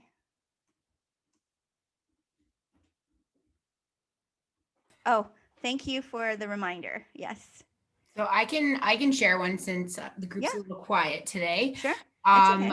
I do family festivals and we do a family day event. And I guess our hero journey for that is that in the area that we were doing them, Caledonia, Norfolk County doesn't have a lot going on during family day. You have to drive to almost Hamilton or a bigger city, Kitchener or something like that. And a lot of times those family festivals are extremely expensive and there's these add-on costs. So we noticed that was an area of need. One, something local, and two, something that wasn't going to break the bank, because in Caledonia, a lot of them would be people coming from Six Nations or coming from like a rural community coming to that event. So our hero journey, or how our products solved it, it was all in one price. So there was one set fee and everything that was included in the festival was included in that price. So there was no add-ons. It was part of our advertising. It was really something that that's how we're going to solve your problem. You're not going to get there and be like, oh no, kids, we can't do the face painting because we don't have enough funds. So that was what we were solving, I guess. Yeah, that's really great. I love that. You saw how there is a pain point and then Tabitha's team came up with a solution. And then here is what happens now, right? To your dream clients and getting them from not being able to do what they need to do to being able to participate and have family there and have the connections, which I know in your mission statement is an important part. So you're really fulfilling not only your why, but you're helping your dream clients to complete their hero journey as well. Yeah. And I guess one more is because our second client would have been sponsors for that program. And because Norfolk County doesn't have a lot of events going on, one of the pain points is they're these small businesses that want to donate to the greater community connection, but didn't have a place to do it. So once we created a package and showed their advertising, they were able to see it. And we actually didn't even have to market because people were coming to us because that pain point was so known that they have funds to give to the community, but they didn't know how to give them, or there wasn't opportunities to. So we didn't even have to really source a whole lot of sponsors because they were actually knocking on our door. Right. Yeah. And isn't it beautiful when that happens, Tabitha? Like it just like clicks like that, right? So yeah, I love that. And you're building community, you're building connections, building community, and creating that really authentic base of people to interact. So that's really awesome.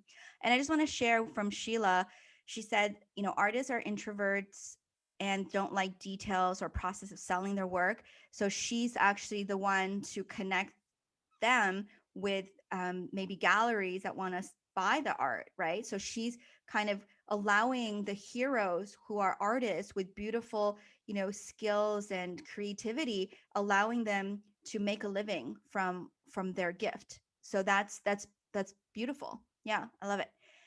Cool. Okay, so the next part I wanted to show you is, oh, we already did this one. So we did that already. And then I just wanted to show you a little bit about, your business and your logo and the emotions and the putting in the whys, into your logo design.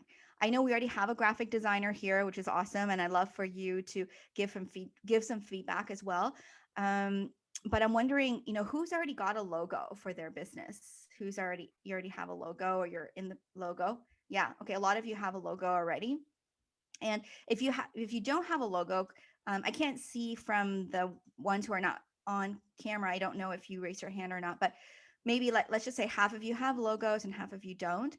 I just want you to remember that your logos really have to tie in with your why. You can't just randomly draw a logo because it's something that looks nice, or that, it's cute, or what. I mean, those are all great elements of a logo as well. But I really want to challenge you to think about your why. So my very first part of my mission statement, do you remember what that was? What was the first part of my mission statement? What do I want to be? Here's a little test. Oh, somebody already wrote. Okay. A loving, for sure. Loving mother is actually the very first part of my mission statement, is to be a loving mother.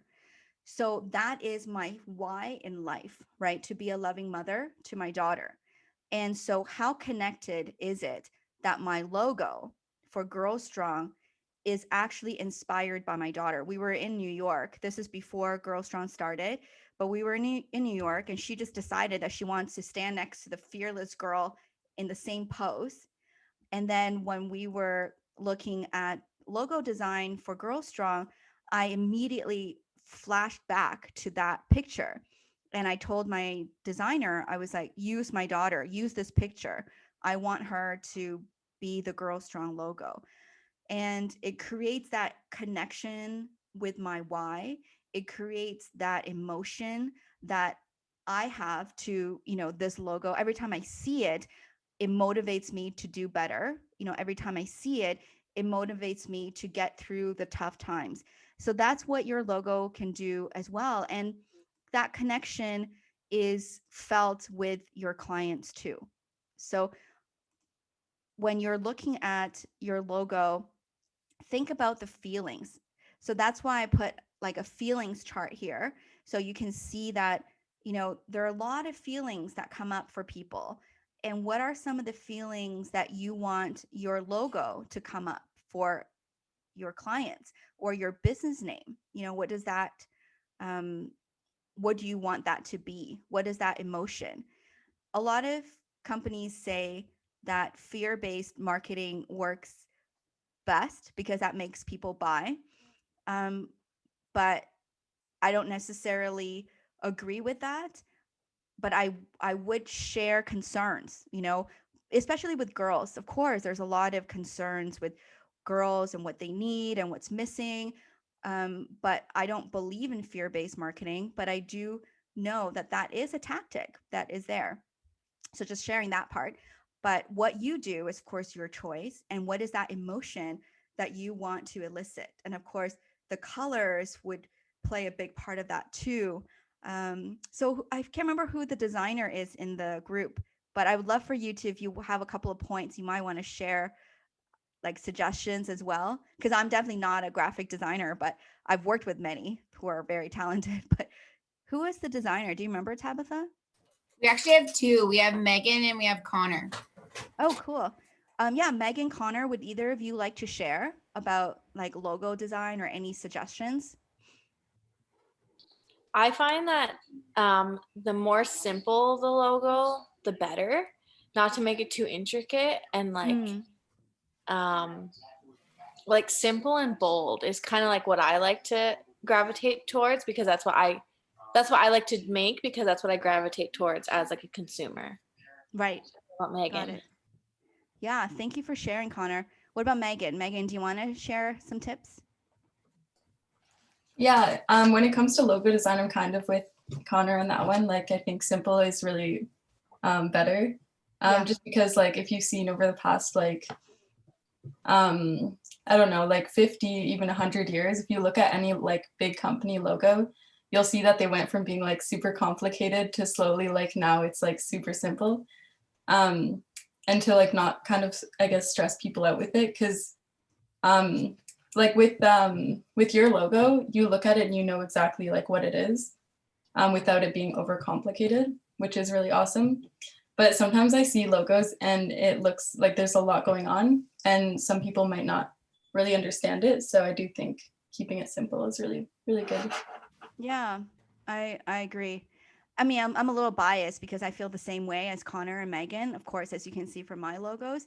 But I do think you have to find the look and feel that you're comfortable with too. And also, you know, find a designer that understands your style and what your needs are. I can share a tip too, because I do PR. Keep your logo under 3 colors if possible, because it's cheaper for printing. And then also consider what your logo looks like in black and white, all black or all white, because if you're ever going to purchase branded promotional items or something like that, being able to print it in all white is a lot cheaper than printing in full color. Also, with the simplicity sake for a logo, if you ever get to the point, say you want uniforms or a branded jacket, embroidery is a lot easier when you have it's cheaper when you have a lower stitch count, which means you have less colors, you have less lines, less going on. So there's some financial benefit to having simple logos and less colors. Oh, absolutely. I love those suggestions. That's why you can actually see that I had an evolution in design as well. Like Panda Mandarin is a lot more a lot more bulkier than the Girl Strong logo as well. And it's also because of embroidery, funny enough, because it's much easier to embroider with 1 color than it is with 2 colors. And so Panda Mandarin has 3, because white counts as a color too, which is, I didn't know, but that is true. So yeah, thank you so much, Tabitha, for that reminder. So I want to talk a little bit about, you know, how to reach your clients and how to grow your client base. And a lot of people do say start with the low hanging fruits, and people who love you are the low hanging fruits. So family and friends. That was how I started Panda Mandarin. That's how I started Girl Strong. They were my basis of the first email lists were from them. You know, they were the ones I made to join my Facebook group or Instagram. So definitely starting with them is really, really great. And they can also pass on your information to other people. And often they may not think of it, but you need to ask. You need to say, do you know of anyone else who might be interested in this product? Do you know anyone else who might be interested in my service? You know, could you please pass it on? And I think that's a really important question to grow your client base, especially from the beginning stages. And in terms of traditional media, I mean, now I don't even know what traditional media is anymore, like who is even using that anymore. But I've never paid for media advertisement.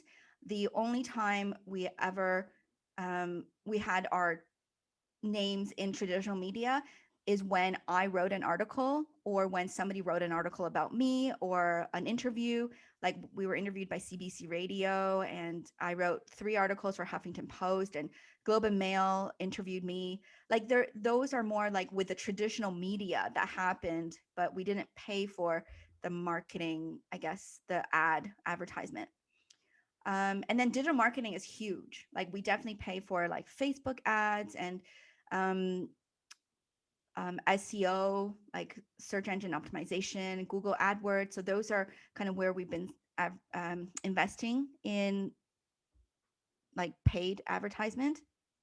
And I think PR is really, really important. And, you know, if you can't get those interviews yourself, or those like articles spots yourself. I think hiring PR is very important. And I know Tabitha is very experienced in this area, so she can share about that as well.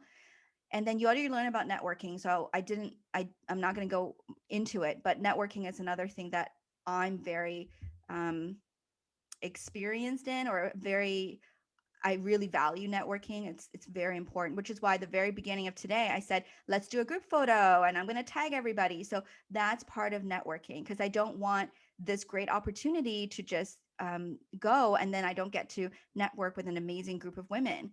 So that's where you also have to be mindful of all the opportunities and don't let them go without doing something about it, right? And then, I put here, create a style guide. That was a really great investment that we didn't know that we should have made earlier, but we do now. So creating a style guide is so important. And especially if you have those opportunities with, like, I've had several podcast interviews with different podcasters recently, and they always ask me for the same things. And then I always have to like put them together last minute. But then after creating a style guide and getting all of that done, it was much easier. Like a media kit was much easier. So that is kind of it for me. I know the last bit was a little bit rushed, but because I know you've done some of this from previous sessions, I thought I would focus on the parts that you haven't seen yet. So I really appreciate your time, your attention, your encouraging words, your loveliness. This was so great for me. And I really hope to connect with you. So please, here are my ways to add me. I'm also on LinkedIn. So you can add me on LinkedIn. I have Instagram, Facebook, email. So please write this down, or I'm going to put it in the chat room as well. That would probably be easier. Oh, sorry. I just unshared it by mistake. There we go. Sorry. So Sheila's reminding you about the photo. Yes, the photo. Definitely. We're going to do the photo right now. Okay. Thank you so much for the reminder. Gotta pinch the cheeks and fluff the hair, guys. That would be awesome. Okay. So if you're not on video, if you could at least put your picture there so that it's just got you there, that would be really awesome. And then I'm going to do a screenshot of everybody. And I also promised to talk about the holiday market. So I'm going to talk about that too. Oh, my daughter wanted to see everybody. Is that okay? This is Caitlin. Can you wave? She's been listening to it, but do you want to wave?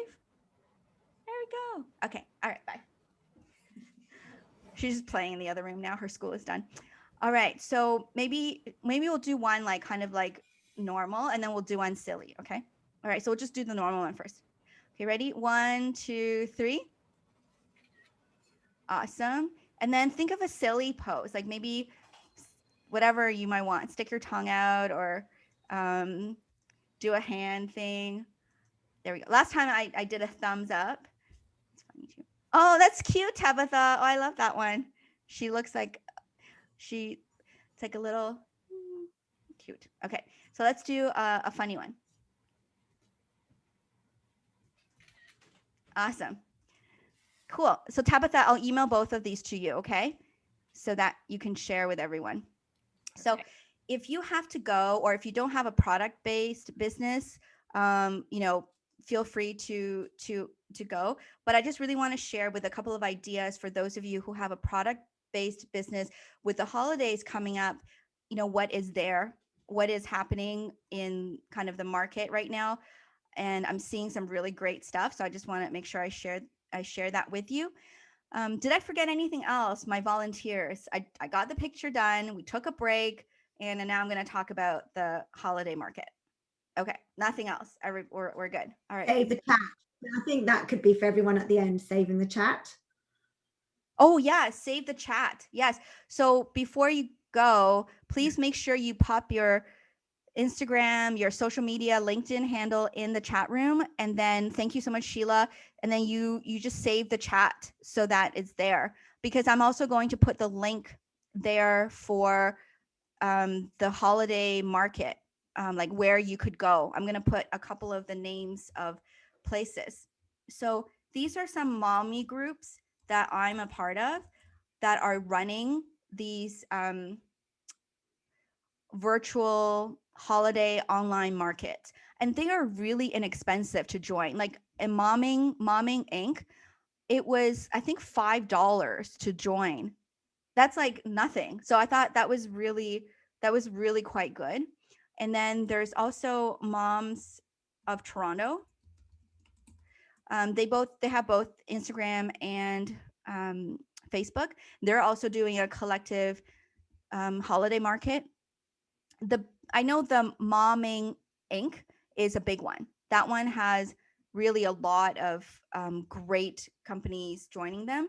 So I actually got their link. I don't have a product-based business, but I have friends who are running product-based businesses. So I'm always on the lookout for these things that could be helpful.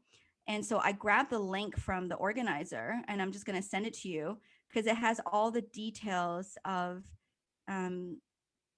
their holiday market.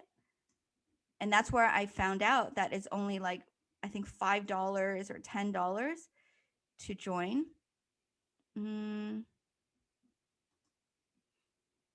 Here's the link. So they're doing it as a Google Doc. So you just like click on it and then you submit it to them. And I think the form is just emailed to them directly. And the other thing that might be interesting just for the people in this group to do together is you might even want to do a little collective yourselves, because there are a lot of product-based businesses here or even services. So you might want to collectively run something together, because as soon as you do a team collective, you really reach a much bigger group of people. So just like what I'm going to do later this week, either tomorrow or the weekend, is I'm going to post our picture and I'll tag everybody that have put their Instagram handles in the chat room. And what that will do is it's going to give you a chance to kind of see like everybody, you can follow each other. And it becomes almost like an Instagram loop, they call it, but it's actually with people so it's not just with like randos that you don't know. And that would be really meaningful because then it kind of grows your network as well. So those are really neat things to think about. So yeah, so I'll leave you with that then. I would love to connect with you. This is one of my favorite parts about this course, is that building these really great connections with really cool people. And so I hope that will happen and we can stay connected if you have any questions or anything. Yeah, so that's it. Any last questions before I say bye?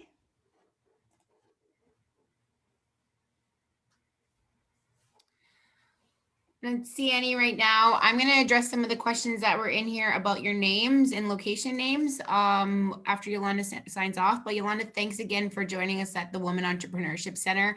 I always love your presentation. I think it really resonates with a lot of our participants, and I just love your story. So thanks for joining us.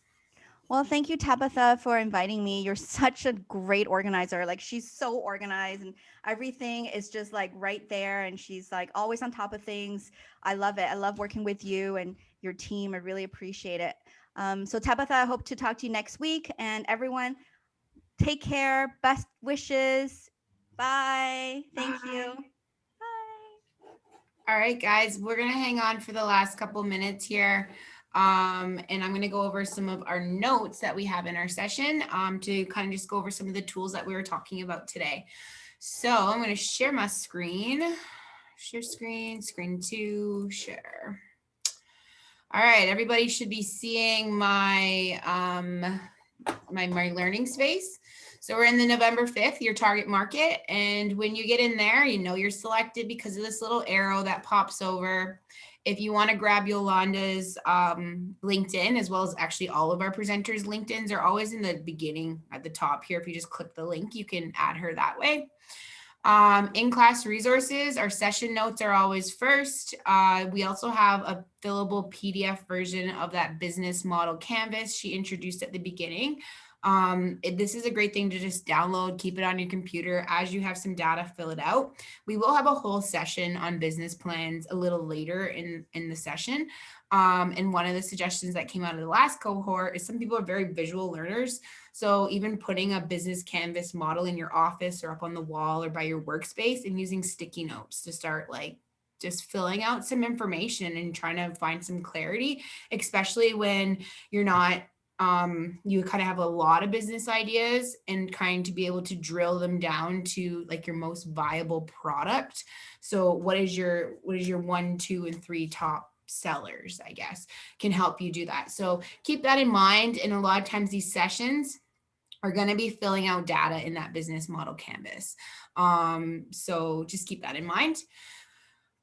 There's a link here. We did talk about the HubSpot link where you can create an avatar and fill out your customer personas. So that's free and it's in the notes, and I'll show you where that is in a second. But what else we use in the accelerator program, which is the program after this one for more established businesses, is we use something called Growth Wheel. And Growth Wheel has a great number of tools, and we call them decision sheets and stuff like that. So we put the customer persona decision sheet here. So if you want to use this one versus the HubSpot one, just download it and it should be fillable, but you have to download it first and save it to your computer. Kind of walks you through how to do it. And I think I like this one a little bit better than HubSpot because it adds in those pain point situations. So at the bottom, what are their challenges? What are their needs? What are their pain points that your product is going to solve for them? So you're welcome to use this template if you'd like to fill out your customer personas, or use that HubSpot link, or even just fill them out in Word. It's up to you. If you wanted to watch that whole version of the Simon Sinek a video we watched about the why, that's also listed there. So I'm just going to go to your target market and show you the notes. And then now the question that I saw in the chat about names, you haven't named yet, and whether you should be putting a name into a town name into your business name. And I think someone made a good point in there as well, is that if you do relocate, having a town name directly in your business name may cause some issues in the future, because you have to legally change your business name and to possibly change it for like writing checks and stuff like that. What I have done in the past, because I do PR and I don't do graphic design myself, but I facilitate that relationship, is we've added the town name into logos, but not into our business name. And we made sure that we added it in a spot in the logo that we could take it out, and that we could change and pull that word out. We could include it when we wanted to. We had 2 versions, one with it, one without it, and added that logo in there. So depending on what you're doing, it could be helpful. But like another main point I wanted to make is to check the name. So I'm going to, oops, sorry. I don't know if I dropped the right thing in there. So I'm going to drop a link. It's called namechecker.com. It is an amazing resource to see if your name's available. Not only does it look across your business name, like whether it's registered with the province or registered with Canada, or it also looks for your Instagram handles, your Facebook handles, Twitter handles, and basically you're able to see, because if you can keep your name the same across all your social media platforms, that's very helpful. So if you're playing with some names, you haven't decided on one yet, you haven't legally named it, do play with Name Checker and try in a couple versions of it. Also, there's some links in here later that get you to check them on the like business directories, because there might be a business that's name is close to yours, and maybe you need a distinctive characteristic to add into that name so you're more easily found. So just keep that in mind. Sorry, in the notes, I never have any time to do this in-class activity. We get too talky. But if you want to do it, you can write down 3 things that define your personal brand and 3 things that define your business brand. And again, those things will help you to develop your mission statement, come up with some of your marketing messages, your advertising in the future. And it's just to really just get your brain juices going and flowing and to start planning that out. It goes over again to the business model canvas and gives you a little bit of information there. Of course, we always have exercises to prompt you with questions when you go back and work on this to help get you in the right mindset, and there's space to fill that out for you to kind of answer some of these questions. Am I in the right notes? Yes, I am. So, and then there's a chart here for demographics, and you can fill out a demographic for each of these if that's possible, or fill out the chart. What's their income range, their education? Do they own their home? Do they not? What's their employment status, their career type, marital status, geographic location? How much dollars would they spend annually on your product? So those are some great things to start filling out your customer persona. So this is a chart version. You can fill it right out in those templates, either Growth Wheel or that HubSpot one we're going to share with you. And then it's nice to summarize your demographic in a paragraph or two. This is who your main client is.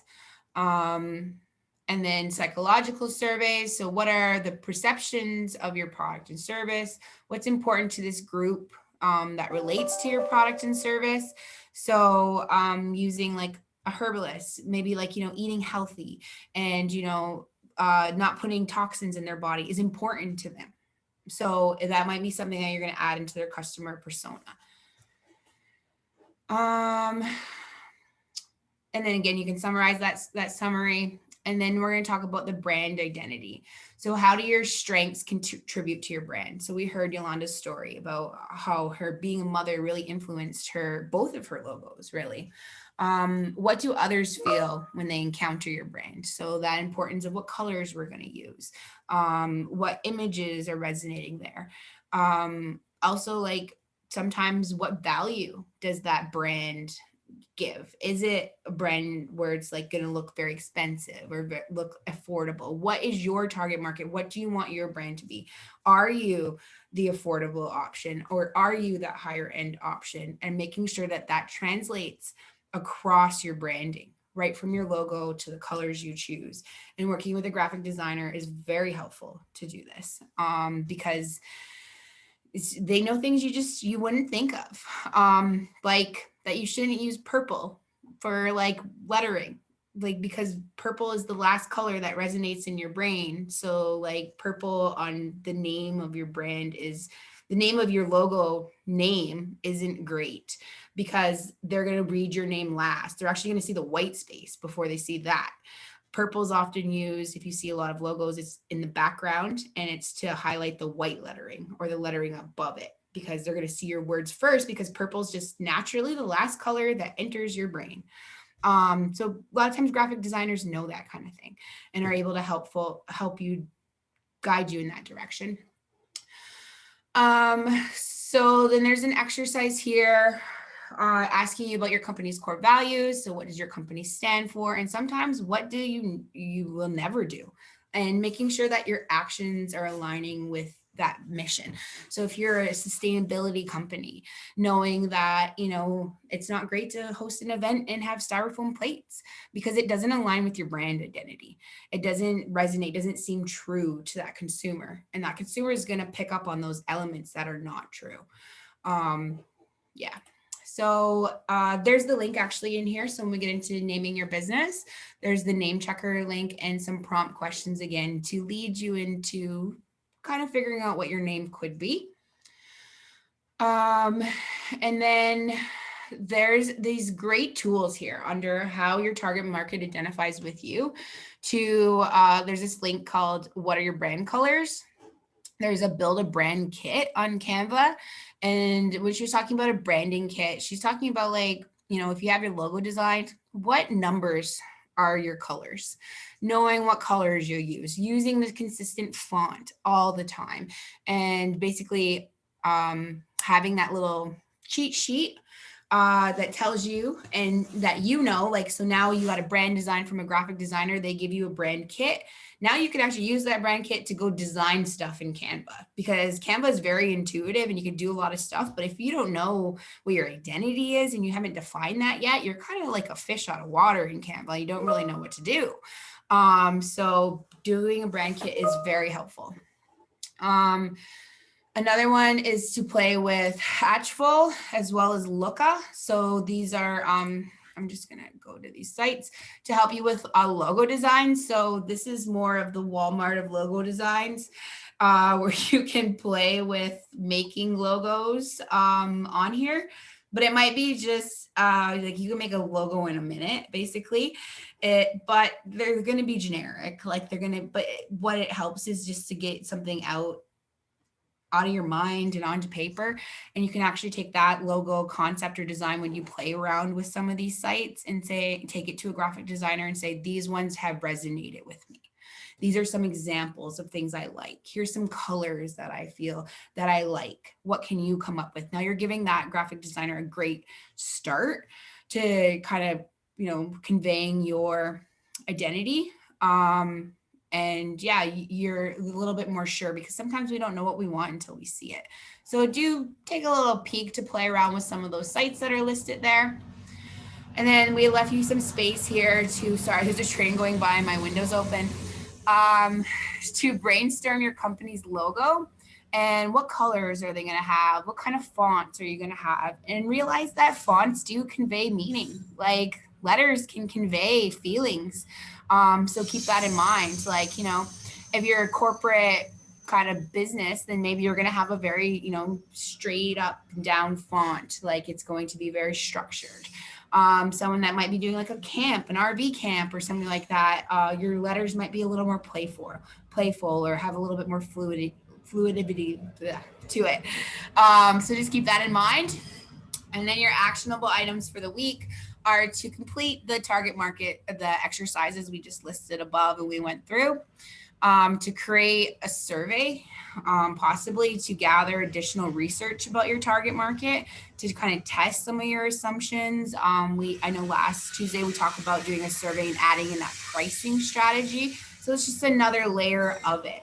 And say you have a logo and part of your survey is to ask questions about what that logo means or what that your name of your company means and how that resonates to people. If you're able to, claim your names. Register your company name with the appropriate authorities and make sure that your domain name at least is available. So if you're going to name your company, but you can't, I'm going to use, just because I know your name, Connor's Brown Bear Media. You're going to want to look and see is brownbearmedia.com or .ca available. And even if you're not at that point right now that you're going to be building your website, at least go buy your domain. You can often get a domain for 2 years for like $25 from GoDaddy or Namecheap, and go and just hang on to that website, because the worst thing you'd want is for you to go through the whole process of naming your company and then you not be able to get a website anywhere near close to the name of that company, or you can't get the Instagram handle or the social media handle and people can't find you the way you want them to find you. So keep that in mind. And if you can, go and buy your domain name. Take that $26 to $30. And I think it's one of the best investments ever after you've decided what your business name is, after you put it into Name Checker. And then buy that domain and hang on to it for the future if you're not ready yet. Another one is just to keep a notepad. Yolanda was talking about when she hears something that resonates from a speaker, she hears those great words and she wants to throw them in her mission statement. She wants to add it to her value statement. Have a little entrepreneurship book that you can jot down ideas. Maybe you see a logo that you really like and you're going to cut and paste it and print it off and throw it in your book, or you have a Word doc on your computer where you're dropping these ideas into and you're brainstorming, because Rome wasn't built in a night. Like, things take time, and sometimes you got to let things, I call it marinate, where you like do some work and you think about it and you let it marinate and then you come back to it a little while later and you wonder if you're still feeling that way, or maybe that idea has bubbled up now and you have so many more ideas. You started with a mission statement, now you got slogans and like key statements like that, key messagings that you have, and you're just going to add to that. Again, there's some resources here on where additional resources from the one we already put in there where you can get your one-page business plan. And again, I'm going to say this, the tools we give you there's just one option. If it doesn't resonate with your learning style or your level of detail or your level of generalization, depending on how you work, then just Google it. Google and find another version of the business model canvas or another version of whatever template we put in front of you, whether it's a pricing template or it's like a budget template. There's always other ways to do things. Once you know they exist, they're a lot easier to find. So do take a look at that. Yeah, and Hatchel is another logo tool there. So they're just always great links at the end. I'm going to look in the chat and see if we have any thoughts here. Some people just had to leave early. Oh, and Megan's offering some help if anyone wants feedback on their logo. That's awesome. And everyone just signing off.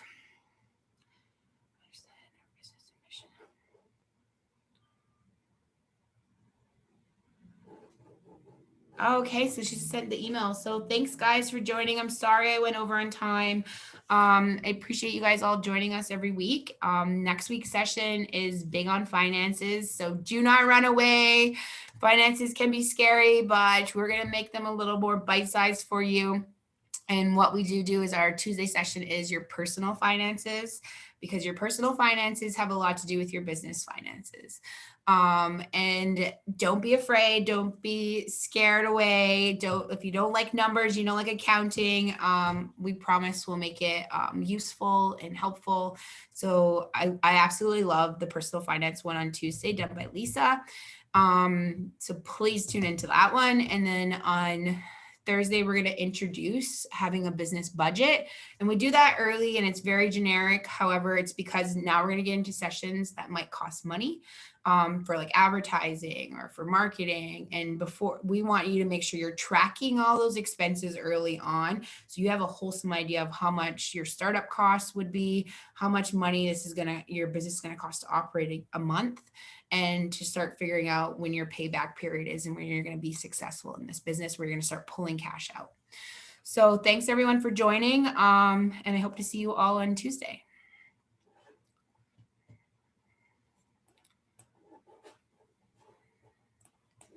And I'll hang around for 2 more minutes if anyone has any final questions or thoughts.